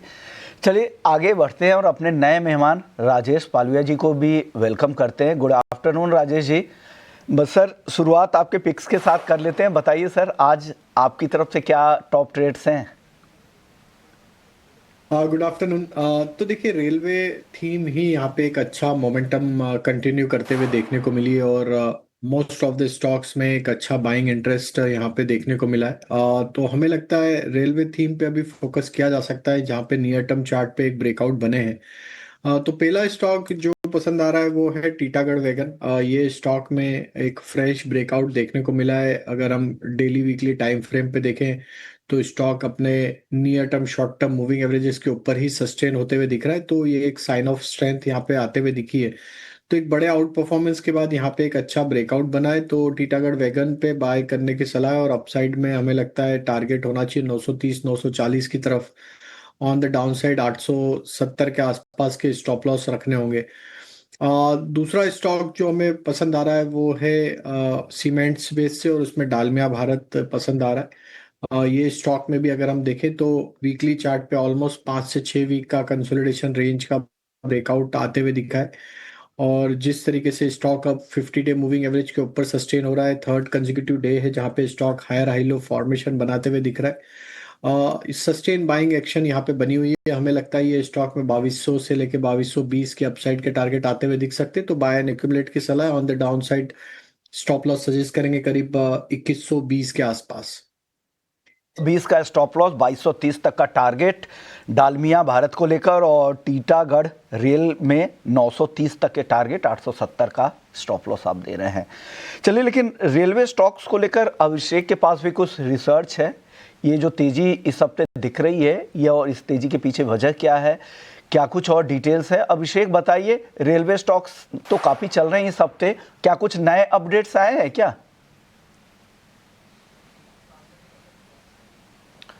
विष्णु देखिए कोई नए अपडेट तो नहीं है। किराया बढ़ना तो सबको पता था, किराए आज से बढ़ गए हैं, लेकिन ये कि सेंटिमेंट थोड़े से बेहतर होते जरूर नजर आ रहे हैं और लगातार 5 सत्र की तेजी होगी है रेलवे स्टॉक में। अगर या इस हफ्ते में अगर आप देखेंगे तो तमाम ऐसे शेयर हैं 15% 20% के आसपास की रफ्तार दिखा चुके हैं। विष्णु आपको याद होगा और सभी को याद होगा कि हमने देखा था कि 2023 से जो रेलवे शेयरों में जो जबरदस्त रैली की जो शुरुआत हुई थी वो चली मिड 2024 तक, लगभग मई जून 2024 तक वो रैली चली और शेयर मल्टीपल्स में बढ़े, 3 गुने 4 गुने अपने भाव से सारे के सारे शेयर हो गए थे। लेकिन उसके बाद प्रॉफिट टेकिंग का दौर शुरू हुआ। उसके पहले तक तो सब कुछ अच्छा लग रहा था क्योंकि वैल्यूएशंस भी कहीं रीजनेबल थे, ऑर्डर अच्छी आ रही थी, कैपेक्स बढ़िया हो रहा था, तो रेलवे शेयर चल रहे थे। फिर प्रॉफिट टेकिंग का दौर शुरू हुआ और रेलवे शेयर खूब टूटे, अपने भाव से आधे हो गए। 2025 काफी बुरा साल उनके लिए साबित हुआ। लेकिन ये बजट से पहले हम देखते हैं कि थोड़ी एक्टिविटी बढ़ती हुई नजर आती है रेलवे में, डिफेंस में, सरकारी कंपनीज में, कंस्ट्रक्शन में, इंफ्रा में, और रेलवे भी उसके पार्ट हैं। तो ये तेजी अब होती हुई दिखाई दे रही है। और इस हफ्ते अगर हम देखेंगे, पिछले 5 दिन में अगर आप देखेंगे, आरवीएनएल हो गया, इरकॉन, रेलटेल, आईआरएफसी, ये 20 से 25% सारे के सारे शेयर दौड़ गए हैं। लेकिन याद रखिए कि 2024 के हाई से अभी भी ये 30%, 35%, 40% नीचे आपको कारोबार करते हुए दिखाई देंगे। अब ये रेल किराए में बढ़ोतरी जो हुई है, निश्चित तौर पर आईआरसीटीसी के लिए, जो कि रेलवे की जो टिकटिंग आर्म है, उनको तो फायदा होगा क्योंकि 600 करोड़ रुपए की बढ़त होगी रेलवे के रेवेन्यू में इस साल इस बढ़ोतरी से। एक से लेकर 2 पैसे तक की बढ़ोतरी की गई है अलग अलग कैटेगरी के ट्रेनों के हिसाब से, एसी नॉन एसी अगर आप देखेंगे तो। लेकिन यह है कि सरकार कहने की इस चीज़ को लेकर गंभीर है, किराया बढ़ाने को लेकर। धीरे धीरे ही सही किराए बढ़ रहे हैं। 5 साल में ये तीसरी बार रेलवे किराए बढ़त हुई है और अगर आप इस साल देखेंगे तो दूसरी बार बढ़त हुई है। अब सरकार के हम देख रहे हैं कि जो ऑपरेशनल कॉस्ट है वो बढ़ रही है, मॉडर्नाइजेशन पर ज्यादा पैसे खर्च करने हैं, एक ये रीजन है। इससे चलते किराया बढ़ाने का फैसला लिया गया है और उम्मीद यह है कि बजट में सरकार आधुनिकीकरण को लेकर, सेफ्टी को लेकर, रोलिंग स्टॉक को लेकर कई सारे बड़े फैसले ले सकती है और उन फैसलों की उम्मीद में हम देख रहे हैं कि रेलवे शेयर चल रहे हैं और कहीं ना कहीं जो सेक्टोरल चर्निंग बाजार में हो रहा है उसका बेनिफिट भी आपको मिलता हुआ दिखाई दे रहा है। और इतनी पिटाई के बाद वैल्यूएशन भी थोड़े आकर्षक हुए थे, तो निश्चित तौर पर स्वाभाविक सी बात है कि जो निवेशक है थोड़े एक्टिव होते हुए नजर आ रहे हैं। लेकिन पिछले साल हमने देखा था कि Nifty India railway defence index launch हुआ था, वहां से लॉन्च के बाद से जो इंडेक्स है वो 15% आपको नीचे दिखाई देगा। तो ये तमाम शेयरों की लिस्ट हम स्क्रीन पर दिखा रहे हैं जहां पर जबरदस्त तेजी बन रही है across the board. RVNL, IRCON, RailTel, IRFC, rights, IRCTC, Jupiter wagon की तो अपनी वजह थी कि प्रमोटर ने अपनी हिस्सेदारी बढ़ाई है, लेकिन कुछ और कंपनीज है जिनकी अपनी रीजंस कुछ हैं। आईआरएफसी ने DFCCIL यानी dedicated freight corridor company India limited के साथ एक लोन अग्रीमेंट किया है, इसके लिए ये चल रहा है। आईआरसीटीसी ने किराया बढ़ाया है तो उसका एक रीजन हम देख रहे हैं कि ये शेयर चल रहा है। रेलटेल को लेकर खबर आ रही है कि स्टारलिंक के साथ एक करार संभव है और ये रीजन है रेलटेल की तेजी के पीछे, मतलब ये भी रीजन कंट्रीब्यूटर्स हैं।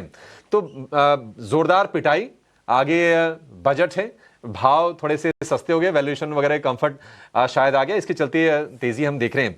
लेकिन एक जरा व्यू ले लेते हैं। राजेश जी तो अच्छे से ट्रैक करते हैं रेलवे स्टॉक्स को। राजेश जी क्या व्यू है, क्योंकि देखिए जब शेयर जब चलते हैं ना तो फिर हर तरफ हरा दिखाई देता है और ये मुझे याद है कि 2024 में भी कोई ये कहने वाला नहीं था कि नहीं आप बेच के निकल जाओ, सब तो यही कह रहे थे कि हाँ बहुत बढ़िया है, सरकार का सपोर्ट है, मेक इन इंडिया पर जोर है, शेयर चलेंगे। आपकी राय सर, आप बताइए क्या करना चाहिए रेलवे स्टॉक्स में?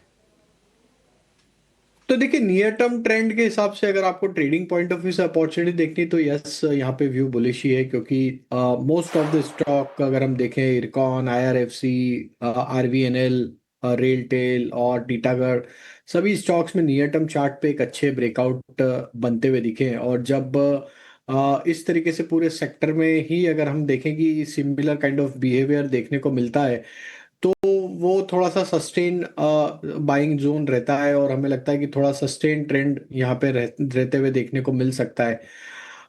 जरूर यहाँ पे हमने देखा है कि ये सारे स्टॉक्स एक काफी बड़े करेक्शन के दौर से गुजर रहे थे और एक ओवरसोल्ड ट्रेजेक्ट्री से यहाँ पे एक पुलबैक जरूर बना है। बट अगर हम देखें तो टाइमिंग देखें तो ये पुलबैक की वो बजट के पहले आते हुए दिख रही, तो कहीं ना कहीं मार्केट एक एक्सपेक्टेशन यहाँ पे लगाते हुए देखने को मिल रहा है कि कुछ यहाँ पे रेलवे सेक्टर के लिए कुछ अनाउंसमेंट हो सकते हैं जिसके चलते ये स्टॉक्स थोड़े से बेनिफिशियरी रहे उसके लिए। तो यहाँ पे एक ओवरसोल्ड ट्रेजेक्ट्री से पोजीशंस वापस बनते हुए दिख रही है। अब स्टॉक की बात करें तो इरकॉन में एक ब्रेकआउट देखने को मिला, वीकली चार्ट पे एक फॉलिंग चैनल का ब्रेकआउट हुआ है।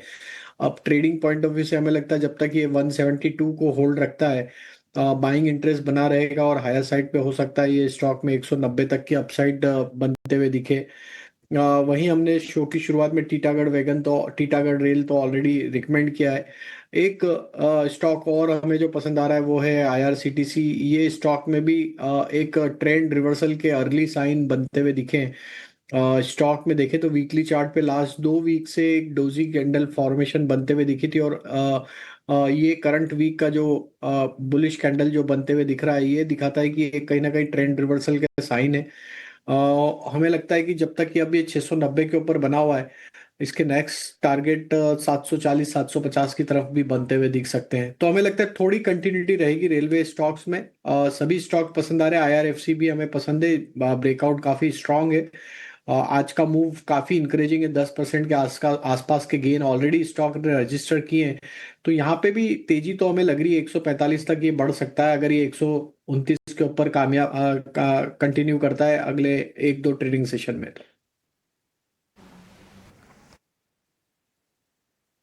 आईआरएफसी के लिए टारगेट होगा 145 का, आईआरसीटीसी के लिए जो टारगेट होगा वो होगा 740 और 750 का। गेंस आ रहे हैं और ट्रेंड है तो आप इसका बेनिफिट उठाइए और अपने कंफर्ट के हिसाब से ना प्रॉफिट टेकिंग करते चलिएगा।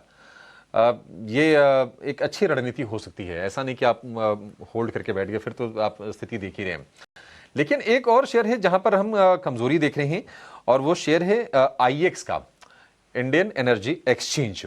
हमने देखा कि कई बुरी वजहों के चलते ये शेयर हाल फिलहाल फोकस में रहा था। सेबी ने इनसाइडर ट्रेडिंग को लेकर स्ट्राइक डाउन किया था, इनके ऊपर 8 एंटिटीज पर रोक लगाई थी, कुछ जुर्माना भी लगाया था। उसके पहले हमने देखा था कि मार्केट कपलिंग वाली जब खबर आई थी, उसके बाद भी शेयर में हमने गिरावट देखी थी। और अब ये एक और खबर आ रही है जिसके चलते हम देख रहे हैं कि शेयर ये ऑलमोस्ट 52 वीक लो के नीचे के आसपास जाके कारोबार कर रहा है। वो ये कि ट्रांजैक्शन चार्ज घटाने पर विचार कर रहा है CERC, ऐसी खबरें निकल के आ रही हैं।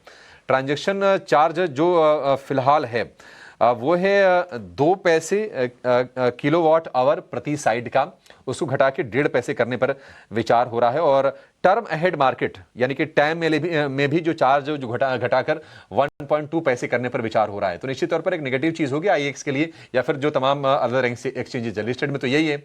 राय प्रदीप जी आपकी, IEX क्या करना चाहिए इसमें? सर मुझे लगता है कि each and every bounce back में स्टॉक को सेल करके जाना चाहिए, सेल एंड राइज भी होना चाहिए। जिस दिन स्टॉक ऑलमोस्ट 190 के लेवल ब्रेक किया और हमने देखा था न्यूज़ के चलते उसी दिन स्टॉक 165 160 के नीचे भी आ गया था। तो ये जो इतना बड़ा एक सेलिंग प्रेशर आया है उसके बाद से स्टॉक चला ही नहीं, और कहीं ना कहीं मुझे लग रहा है कि हो सकता है कि स्टॉक आपको एक बार फिर से 142 143 के आसपास दिख जाएगा, लेकिन फंसना नहीं है, डेड कैट बाउंस में एग्जिट करना है। पॉसिबल है तो करेंट जोन से भी एक बार क्लियर कट अवॉइड करना है। चार्ट में वीकनेस है, 130 अगर ब्रेक करता है तो 115 110 भी पॉसिबल है, तो एक बार एग्जिट करने का सलाह होगा। ऑलराइट, तो चलिए एक बार एग्जिट कर सकते हैं। IEX देखिए लगातार इसके लिए दिक्कतें जो है हमने देखी हैं इस काउंटर की, और साथ ही आज की खबर के बाद स्टॉक में फिर से लगभग 2% की गिरावट है। बट आइए कुछ एक और काउंटर्स पर भी नजर डालेंगे, और आज के सत्र में हम देखें तो BHEL ये काउंटर भी बस कर रहा है। ऐसे मार्केट में भी अपने आप को 1 से 1.5% की मजबूती के साथ होल्ड करने में कायम है। एक बार राजेश जी BHEL पर अपना व्यू दीजिए, क्योंकि देखिए कुछ दिनों से हम इसकी चर्चा भी कर रहे थे, हमने व्यूअर्स को भी हाईलाइट किया था कि किस तरीके से अब थोड़े सेलेक्टेड PSU काउंटर्स में फिर से मोमेंटम आ रहा है। BHEL में हाल फिलहाल वॉल्यूम्स भी पिकअप की हैं, पर राजेश जी क्या आपको लगता है कि स्टॉक यहां से और भी अच्छे रिटर्न्स दे सकता है? तो शिष्य जी देखिए, स्टॉक में एक रैली के बाद साइडवेज कंसोलिडेशन यहाँ पे देखने को मिला है। स्टॉक अपने 20 डे मूविंग एवरेज के आसपास ही पिछले कुछ दिनों से ट्रेड करते हुए देखने को मिला है। थोड़ा फॉलोअप बाइंग एक्शन थोड़ा मिसिंग है यहाँ पे। हमें लगता है वो प्राइस एक्शन में जब तक ये 290 के लेवल को क्रॉस नहीं करता है, थोड़ा साइडवेज कंसोलिडेशन ही रहेगा। ऑन द डाउन साइड 275 इसके लिए सपोर्ट है और 290 इसका रेजिस्टेंस है। अगर ये क्रॉस होता है 290 का रेजिस्टेंस, तो फिर यहाँ पे एक अच्छी तेजी अनफोल्ड होते हुए दिख सकती है।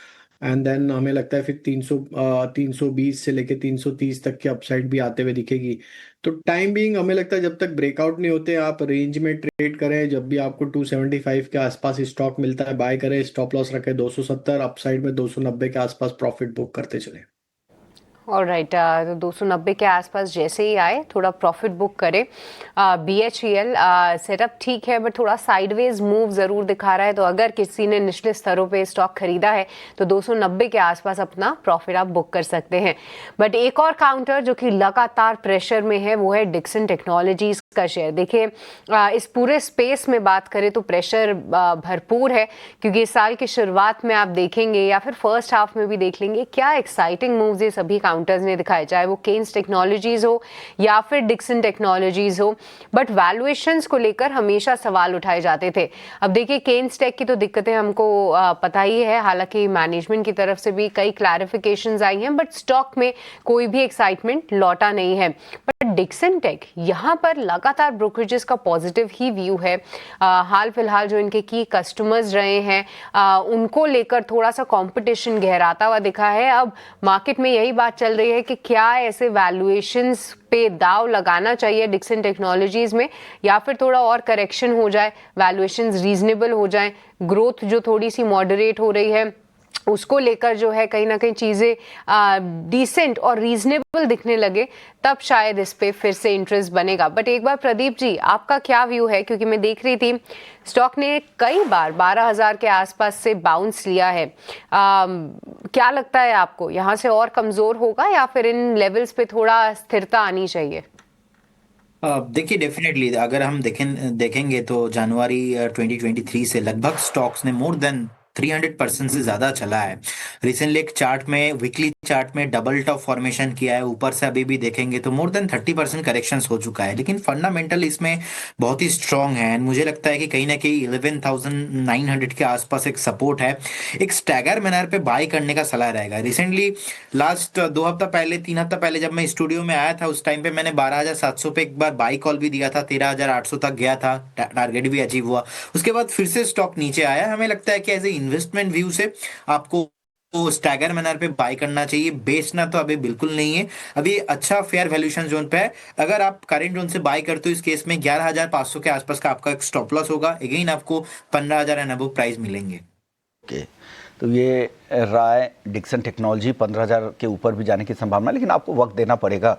आज स्विगी और इटर्नल पर एक नज़र डाल लेते हैं। हालांकि इटर्नल देखिए आज कमज़ोरी नज़र आ रहा है, और गिग वर्कर्स के स्ट्राइक की खबर पर कहा जा रहा है कि बहुत ज़्यादा इम्पैक्ट नहीं हुआ है, और थोड़े बहुत इम्पैक्ट ज़रूर दिखे हैं, लेकिन ज़्यादातर एरिया से उस तरह की दिक्कतें की खबर नहीं आ रही है। इटर्नल को लेकर एक राय राजेश जी आपसे चाहिए, क्या करना चाहिए? आज तो 1% कमज़ोर है, आगे कुछ और गिरावट दिख रही है क्या?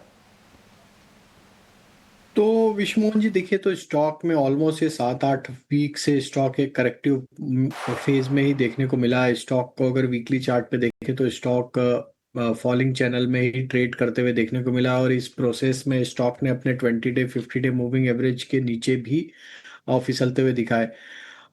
लॉन्ग टर्म स्ट्रक्चर देखें तो बुलिश है, लेकिन near term short term structure के हिसाब से हमें लगता है थोड़ी कमजोरी या थोड़ा बियरिश बिहेवियर देखने को मिलेगा स्टॉक में, जब तक कि ये स्टॉक 310 320 के लेवल को क्रॉस नहीं करता हायर साइड पे।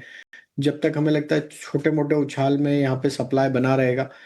पहला रेजिस्टेंस जो हमें लगता है मेजर जो रहेगा इसके लिए, वो 300 के आसपास का रहेगा, तो उसके आसपास यहाँ पे सप्लाई कंटिन्यूस रहेगा। ऑन द डाउन साइड अभी के सेटअप के हिसाब से देख रहे तो हमें लगता है 275 इसके लिए क्रूशियल है। अगर वो टूटता है तो और यहाँ पे अनवाइंडिंग ट्रेड देखने को मिल सकते हैं टुवर्ड्स 265 तक की भी संभावना यहाँ पर बन रही है टनल को लेकर, ये राय है। चलिए, लेकिन हिंदुस्तान कॉपर के शेयर में देखिए तो आज शुरुआती कारोबार से ही शानदार तेजी नहीं दिख रही है, बल्कि कई दिनों से ये तेजी देखने को मिल रही है और मल्टी ईयर हाई पर ये पहुंच चुका है। आज भी 8% तक की तेजी शुरुआती कारोबार में दिख रही थी। 15 साल के हाई पर यह स्टॉक ट्रेड कर रहा है। इस तेजी के पीछे वजह क्या है, एक बार फिर से अभिषेक के पास चलते हैं। अभिषेक, बताइए, आपने कुछ रिसर्च की है हिंदुस्तान कॉपर को लेकर, ये तेजी क्यों आई है और आगे किस तरह की राह दिख रही है हिंदुस्तान कॉपर के लिए? विश्वमोहन, देखिए राह तो अभी भी यहाँ से अच्छी दिख रही है, क्योंकि इंटरनेशनल मार्केट में हम देख रहे हैं कि कॉपर के जो प्राइसेस हैं वो रिकॉर्ड ऊंचाई पर हैं, और इस साल जो प्राइसेस हैं करीब करीब 50% बढ़ी हैं कॉपर की, और ये पूरी तरह से क्या है, बल्कि ज़्यादा रिफ्लेक्ट हो रहा है हिंदुस्तान कॉपर के भाव में, क्योंकि इस हफ्ते में 21% का उछाल आ गया है हिंदुस्तान कॉपर के शेयर प्राइस में, और दिसंबर 2023 के बाद शेयर में एक हफ्ते की सबसे बड़ी तेजी है। आप इसको तेजी कितनी ज़्यादा है आप ऐसे समझिए कि अगर इस साल में निफ्टी मेटल इंडेक्स, जिसने कि निफ्टी को बड़े मार्जिन से आउट परफॉर्म किया, उसमें रिटर्न रहे 24-25% के आसपास के निफ्टी मेटल में, और अपने बेंचमार्क को मतलब 24% के मुकाबले लगभग 90% के रिटर्न दिए हैं हिंदुस्तान कॉपर के शेयर ने। तो बेहतरीन तेजी हम देख रहे हैं। 2-3 चीज़ें अमेरिका में और हुई हैं। एक तो देखिए रेट कट हुआ, उसका बेनिफिट मिलेगा निश्चित तौर पर, क्योंकि अगर दरें कम होती हैं, बोरिंग कॉस्ट अगर घटती है, तो कंस्ट्रक्शन एक्टिविटीज़ बढ़ती हैं, तो उसका सपोर्ट मिलेगा। बाकी जो यूएस डॉलर में जो थोड़ी जो वीकनेस आ रही है, उससे भी कॉपर के प्राइसेस के लिहाज से हम देखेंगे कि मतलब डिमांड के लिहाज से सपोर्ट आता हुआ दिखाई देगा। जेपी मॉर्गन जो है वो काफ़ी ज़्यादा बुलिश है कॉपर को लेकर और कॉपर के भाव को लेकर। उन्होंने 2026 में 12,500 प्रति टन तक पहुंचने का अनुमान जताया है कॉपर के प्राइसेस के, और उनका ये मानना है कि जो सप्लाई में जो डिस्रप्शन आ रही है आप उससे हम देख रहे हैं कि जो भाव है उसको सपोर्ट मिल रहा है। इंडोनेशिया में ग्रासबर्ग जो माइन है वहां पर हमने देखा था कि भूस्खलन से उत्पादन प्रभावित हुआ था, अभी तक पूरी तरह से रिस्टोर नहीं हो पाया। चिली जो कि दुनिया का सबसे बड़ा प्रोड्यूसर है, मतलब दुनिया भर में जितनी कॉपर माइन की जाती है ऑलमोस्ट 27%, यानी कि 1/4 से भी ज्यादा वहां से आता है। और वहां पर भी हम देख रहे हैं कि सप्लाई को लेकर थोड़े से डिसरप्शंस हैं, प्रोडक्शन डाउनग्रेड भी आया है कुछ ऑपरेशनल डिस्टर्बेंसेस के चलते। और चाइना से कॉपर की डिमांड बढ़ने की उम्मीद जताई जा रही है कि अगर वहां पर कोई अगर सरकार मेजर लेती है प्रॉपर्टी सेक्टर को सपोर्ट करने के लिए तो निश्चित तौर पर कॉपर को फायदा होगा। तो ये सारे के सारे रीजंस हैं। और इस साल क्या शानदार तेजी कॉपर के भाव में हो रही है। 5 दिन में 22.5%, 1 महीने में 43%, 6 महीने में 73% और 2025 में 90% के जोरदार रिटर्न है हिंद कॉपर में। तो हिंदुस्तान जिंक, हिंदुस्तान कॉपर तूफानी तेजी इस साल में। और मेटल जो लगता था कि नहीं ठीक है, थोड़ा ट्रेड कर लिया, थोड़ा शेयर चला, फिर नीचे आ गया, फिर एंट्री लिया, लेकिन इस साल ना सस्टेन्ड बाइंग आई है। वो कहानी पीछे छूट गई कि नहीं मेटल में लॉन्ग टर्म में पैसे नहीं बनते हैं। ये साल तो कमाल करा है। राजेश जी, आपका व्यू लेना चाहेंगे मेटल्स पर और हिंदुस्तान कॉपर पर। क्या आपको लगता है कि अभी और चलेगा ये? हिंदुस्तान कॉपर में तो काफी स्ट्रांग ब्रेकआउट देखने को मिला और डेली चार्ट पे देखें तो एक राउंडिंग बॉटम फॉर्मेशन का ब्रेकआउट हिंदुस्तान कॉपर करते हुए दिख रहा है। और जिस तरीके से स्टॉक यहाँ पे अपने एक हायर बैंड पे ही ट्रेड करते हुए मिल रहा है, तो हमें लगता है जब तक ये 450 445 के ऊपर बना हुआ है ट्रेंड तो यहाँ पे बुलिश ही रहेगा। एंड देन हो सकता है ये स्टॉक में नेक्स्ट टारगेट जो बन सकता है वो करीब 510 520 की तरफ भी स्टॉक कंटिन्यू करते हुए देखें। वहीं अगर हम मेटल में दूसरे स्टॉक देखें वो जहाँ पे एक कंटिन्यूटी ऑफ अप ट्रेंड है वो एक नेशनल एल्यूमिनियम है और हिंदुस्तान जिंक। ये तीनों ही स्टॉक हमें लगता है कि एक अच्छे तेजी में बने हुए हैं और near term short term chart पे ऑलरेडी ब्रेकआउट आते हुए दिखे। तो हमें लगता है हिंदुस्तान जिंक पे भी बने रहना चाहिए जब तक ये 610 के ऊपर ही बना हुआ है। इसमें पोटेंशियल है यहाँ से 680 700 के टारगेट को अचीव करने का। तो हिंदुस्तान जिंक भी हमें यहाँ पे पसंद आ रहा है। तो बाय एंड एक्यूमुलेट की सलाह रहेगी Hindustan zinc, Hindustan copper as well as national aluminium.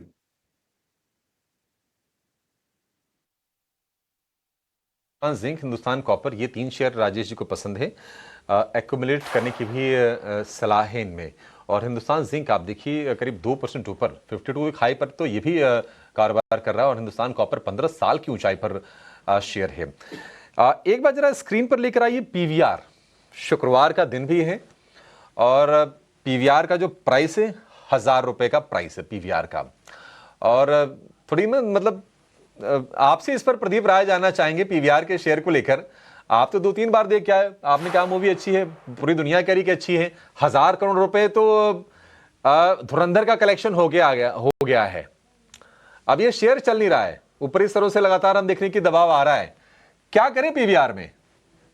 देखिए अभिषेक जी, पीवीआर के साथ ऐसा ही होता है। हमने बहुत बार देखा कि पीवीआर सस्टेन नहीं हो पा रहा है, कहीं ना कहीं चार्ट में अभी भी वीकनेस है। जिस तेजी के साथ ये नीचे आ रहा है, लग रहा है कि एक बार 930 950 तक ये एटलीस्ट नीचे आएगा। तो अगर किसी के पास लॉन्ग टर्म का व्यू से है तो डेफिनेटली आप बने रहिए, लेकिन शॉर्ट टू मीडियम टर्म के लिए मैं एक बार देख रहा हूँ 930 950 एक बार रिविजिट होने के बाद फिर से यहाँ पे आई थिंक एक बार बेस बनाने का कोशिश हो सकता है, लेकिन अभी के लिए एक बार अवॉइड करेंगे तो ही अच्छा है। पीवीआर थोड़ा सा अवॉइड करके चलें। यहाँ पर ये व्यू आता हुआ लगभग 2.5% की यहाँ पर आप गिरावट देख सकते हैं। पर चलिए अब क्विकली आपको ये भी बता दें कि अगले हफ्ते और ओवर द वीकेंड कौन से वो इम्पोर्टेंट क्यूज हैं जो कि मार्केट की दिशा जो है वो तय कर सकते हैं। इवेंट्स टू वॉच हमें बताने के लिए जुड़ चुकी है हमारी सहयोगी तृप्ति। सीधे उनके पास चलते हैं। तृप्ति, बताइए कौन से हैं वो बड़े ट्रिगर्स? जी हाँ, अगले हफ्ते के अहम इवेंट्स पर नज़र डाल लेते हैं। 28 दिसंबर के साथ शुरुआत करते हैं। यहाँ पर आपको अमेरिका में रिटेल सेल्स के आंकड़े आते हुए नज़र आएंगे। 29 दिसंबर के इवेंट्स देखें तो यहाँ पर इंडिया में इंडस्ट्रियल प्रोडक्शन यानी आईआईपी के आंकड़े आएंगे। साथ ही फ्यूजन फाइनेंस में कंपनी कंपनी फंड जुटाने को लेकर विचार करेगी। टाइटन अपना नया स्टोर बियॉन्ड का यहाँ पर इनॉग्रेशन करने वाला है, जिसमें लैब ग्रोन डायमंड्स पर कंपनी का पूरी तरह से फोकस रहेगा। 30 दिसंबर के अहम इवेंट्स जान लेते हैं। तो यहाँ पर FOMC की जो 9 से 10 दिसंबर के बीच बैठक हुई थी फेड की, उसके मिनट्स यहाँ पर जारी होंगे 30 दिसंबर को। साथ ही निफ्टी की मंथली एक्सपायरी होगी और गुजरात किडनी की एक्सचेंजेस पर लिस्टिंग होने वाली है, इन पर नजर रखिएगा। 31 दिसंबर के अहम इवेंट्स देखें तो अमेरिका में बेरोजगारी के दावे के आंकड़े आने वाले हैं। साथ ही चीन में मैन्युफैक्चरिंग और नॉन मैन्युफैक्चरिंग PMI के आंकड़े आएंगे। 31 से 2 दिसंबर तक जापान के बाजार यहाँ पर बंद रहेंगे। 1 जनवरी के अहम इवेंट्स देखें तो अमेरिका और यूरोप के बाजार न्यू ईयर के मौके पर बंद रहेंगे। जापान और चीन के बाजारों में भी न्यू ईयर के सेलिब्रेशन के तौर पर छुट्टी रहेगी। साथ ही इंडियन मार्केट्स में सेंसेक्स की वीकली एक्सपायरी होने वाली है। 2 जनवरी के इवेंट्स देखें तो अमेरिका में मैन्युफैक्चरिंग PMI के आंकड़े आएंगे। भारत में भी मैन्युफैक्चरिंग PMI के आंकड़े आते हुए नजर आएंगे। साथ ही MCX एक का शेयर का 5 में विभाजन यहाँ पर करने वाली है और यूरोप में भी आप देखेंगे मैन्युफैक्चरिंग PMI के आंकड़े आते हुए नजर आएंगे। तो ये थे अगले हफ्ते के अहम इवेंट्स जो आप अपनी नज़र में ज़रूर बनाकर रखिए। तृप्ति, ये पूरी लिस्ट बताने के लिए तो देखिए इंटरनेशनली भी ढेर सारे काउंटर्स हैं जहां पर जो कि ट्रिगर्स बन सकते हैं मार्केट के लिए। बट इस बीच एक सूत्रों के हवालों से खबर जो कि आपकी स्क्रीन के नीचे फ्लैश हो रही है, जहां पर PSUs के ग्रीन सब्सिडीज की तेजी जो है वो संभव है। जो ग्रीन सब्सिडीज हैं कुछ एक PSU काउंटर्स की, उनकी लिस्टिंग की तैयारी सरकार करती हुई। अब देखिए 2 नाम सामने जरूर आते हैं, एक NLC जहां पर NLC ग्रीन की लिस्टिंग की तैयारी है और साथ ही साथ SJVN यहां पर लिस्टिंग जो है उसकी तेजी जो है अब वो संभव है।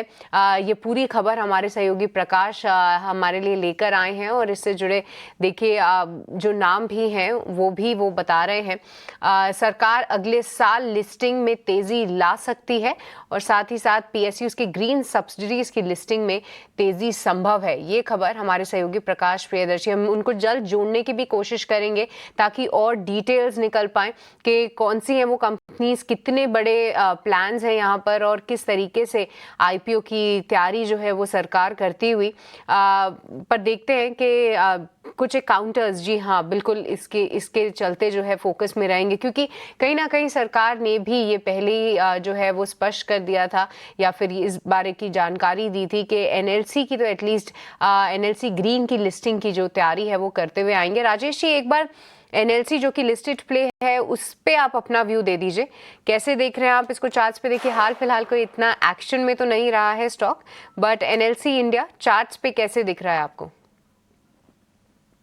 तो देखिए यहाँ पे हमने देखा कि स्टॉक ने अपनी ओवरसोल्ड ट्रेजेक्टरी से एक रिकवरी का अटेम्प्ट तो यहाँ पे बनाया है और अगर हम देखें तो एक फॉलिंग ट्रेंड लाइन का ब्रेकआउट डेली चार्ट पे आते हुए दिखा है। बट स्टिल अगर हमें लगता है जब तक ये 260 270 के ऊपर सस्टेन नहीं होता है ट्रेंड, तो अभी भी वीकर साइड पे ही रहेगा। 270 इसके लिए मेजर लेवल है, अगर वो क्रॉस होता है तो फिर एक्सटेंशन ऑफ रैली टुवर्ड्स 300 भी बनते हुए दिख सकती है। बट हमें लगता है हम थोड़ा वेट करेंगे जब तक ये ब्रेकआउट नहीं बनता। हम यहाँ पे लॉन्ग साइड का ट्रेड तो अभी इनिशिएट नहीं करेंगे। जिन्होंने ऑलरेडी लिया हुआ है उनके लिए सजेशन ये रहेगा कि यहाँ पे अब स्टॉप लॉस जो बनता है इसका वो करीब होता है 242 के आसपास। अगर ये इंटैक्ट रहता है तो यहाँ पे एक अटेम्प्ट आते हुए दिख सकता है अपवर्ड साइड का 265 270 के जोन की तरफ।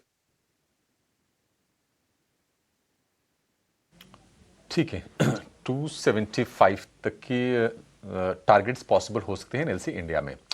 चलिए क्लोजिंग की तरफ बढ़ेंगे। हफ्ते का आखिरी कारोबारी सत्र, छोटा हफ्ता, क्रिसमस के बीच में एक दिन छुट्टी थी और अमेरिकी बाजार में भी हमने देखा कि वहाँ भी वॉल्यूम कम थी, तो उसका इम्पैक्ट भारतीय बाजार पर थोड़ा सा आया भी। वैसे भी साल के आखिर में हम देखते हैं कि जो बड़े निवेशक होते हैं छुट्टी वगैरह पर जाते हैं तो वॉल्यूम थोड़े ड्राई अप होते हैं। लेकिन बाजार में क्या हुआ कि 26,200 का जो लेवल था ना उसको निफ्टी टिका के रख नहीं पाया और आज 26,000 के बेहद करीब से आके फिलहाल 26,050 का निफ्टी क्लोजिंग देने जा रहा है। और निफ्टी बैंक ने इंट्राडे में हमने देखा था कि 59,000 के नीचे गोता लगाया, उसके आसपास ही घूम रहा है, करीब करीब 200 अंकों के आसपास की गिरावट जो निफ्टी बैंक में इस वक्त है। एडवांस प्लान रेशियो खराब रहा बट बहुत ज्यादा खराब नहीं रहा। 1800 शेयर आज कमजोर रहे, 1100 शेयर आज फिर भी हरे निशान वाले रहे, क्योंकि मिड कैप में, स्मॉल कैप में थोड़ी स्थिरता के, थोड़ी स्टेबिलिटी के संकेत निश्चित तौर पर आते हुए दिखाई दे रहे हैं। लेकिन जो सेगमेंट आज आउट परफॉर्म किए, हमने देखा कि आज रेलवे वाले शेयर गजब की रफ्तार रही। IRFC ये वायदा का टॉप गेनर रहा, करीब करीब 10% की तेजी के साथ। इसके अलावा RVNL, aircon, IRCTC, RailTel, rights, सारे के सारे। जुपिटर वैगन थोड़ा कम चला लेकिन पहले चल चुका था, लेकिन मोमेंटम बड़ा तगड़ा रहा। और उसके अलावा डिफेंस में शुरुआत में तेजी आ रही थी, लेकिन डिफेंस वाले शेयरों ने बाद में थोड़ी अपनी स्टीम गंवाई, लेकिन मेटल की चमक बरकरार है। हिंदुस्तान कॉपर 15 साल के हाइस पर आज जबरदस्त तेजी, इस साल में 90% का रिटर्न ये शेयर दे चुका है। और साथ साथ हिंदुस्तान जिंक भी चल रहा है, क्योंकि सोने और चांदी दोनों के प्राइसेस रिकॉर्ड ऊंचाई पर पहुंच गए हैं। और चांदी में तो क्या गजब की तेजी आज के सत्र में रही, करीब 9,000 रुपए चांदी आज MCX पर चढ़ गई थी, तो उसका बेनिफिट मिल रहा है हिंदुस्तान जिंक को। तो ये रहे बाजार के आज के जो सुपरस्टार रहे हैं। MCX आज नई ऊंचाई पर पहुंचा है। और इसके अलावा हमने देखा कि हिंडाल्को, नैल्को जैसे शेयरों में भी आज थोड़ा सा मूव रहा। कमजोरी कहां पर रही? IT शेयरों में थोड़ी प्रॉफिट टेकिंग आई, TCS कमजोर रहा, टेक महिंद्रा, HCL टेक में 1% से ज्यादा की गिरावट हमने देखी। और कंजम्पशन में हमने देखा कि इटर्नल में कमजोरी आई, बट बजाज ऑटो भी आप जोड़ सकते हैं कि वहां पर भी गिरावट रही। श्रीराम फाइनेंस थोड़ी प्रॉफिट टेकिंग का शिकार हुआ, करीब 1.25% की गिरावट हमने श्रीराम फाइनेंस के शेयर में आज के सत्र में देखी। तो बड़ा मूवर जो रहा स्मॉल कैप में हमने देखा MMTC में तेजी रही। हेमिस्फेयर प्रॉपर्टीज करीब 7-7.5% चढ़ गया। NBCC में ऑर्डर की खबर आई, 120 रुपए के ऊपर निकल गया 5% की तेजी के साथ। KNR कंस्ट्रक्शन में करीब 5% की तेजी रही। तो ये कुछ शेयर्स रहे। और जहां पर हमने मूव देखे, दिलीप बिल्डकॉन 2.5% चढ़ा, क्योंकि दिलीप बिल्डकॉन के लिए ऑर्डर की खबर आई। और हडको में भी करीब 2.5% के आसपास की तेजी आज के सत्र में हमने देखी। VIP इंडस्ट्रीज प्रॉफिट टेकिंग का शिकार हो रहा है, करीब 6% की गिरावट हमने VIP इंडस्ट्रीज में देखी। याद रखिए पहले ब्लॉक डील के चलते ये शेयर चला था, ऊपरी स्तरों से गिरावट का फिलहाल शिकार हो रहा है। और HFCL एक और स्टॉक रहा जहां पर 5% के आसपास की नरमी हमने आज के सत्र में देखी। कोफोर्ज भी टूट रहा है, 3 सत्र में करीब 10% टूट गया है। आज की जो बोर्ड बैठक है काफी अहम है, फंड रेज पर चर्चा होगी और शाम को इन्वेस्टर मीट भी होने वाली है। देखते हैं कि क्या कुछ निकल के वहां से आता है। कोफोर्ज पर आप नजर रखिएगा पूरे वीकेंड के दौरान। चलिए अब इस शो को यहाँ पर समाप्त करेंगे। निफ्टी की जो क्लोजिंग हुई है करीब 100 अंक नीचे 26,042 पर। निफ्टी बैंक पौने 200 अंक नीचे 59,000 के लेवल को किसी तरह से क्लोजिंग बेसिस पर बचाया है। फिलहाल क्लोजिंग कॉल में इतना ही। प्रदीप जी और राजेश जी, आप दोनों का बहुत शुक्रिया आज हमें समय देने के लिए और तमाम स्टॉक्स पर अपनी राय हमसे साझा करने के लिए और हमारे दर्शकों की मदद करने के लिए। फिलहाल सृष्टि को और मुझे दीजिए इजाजत। एक छोटे से ब्रेक के बाद कराएंगे आपकी हम कल की तैयारी, अगले हफ्ते की तैयारी आपकी जाएगी नहीं। नमस्कार।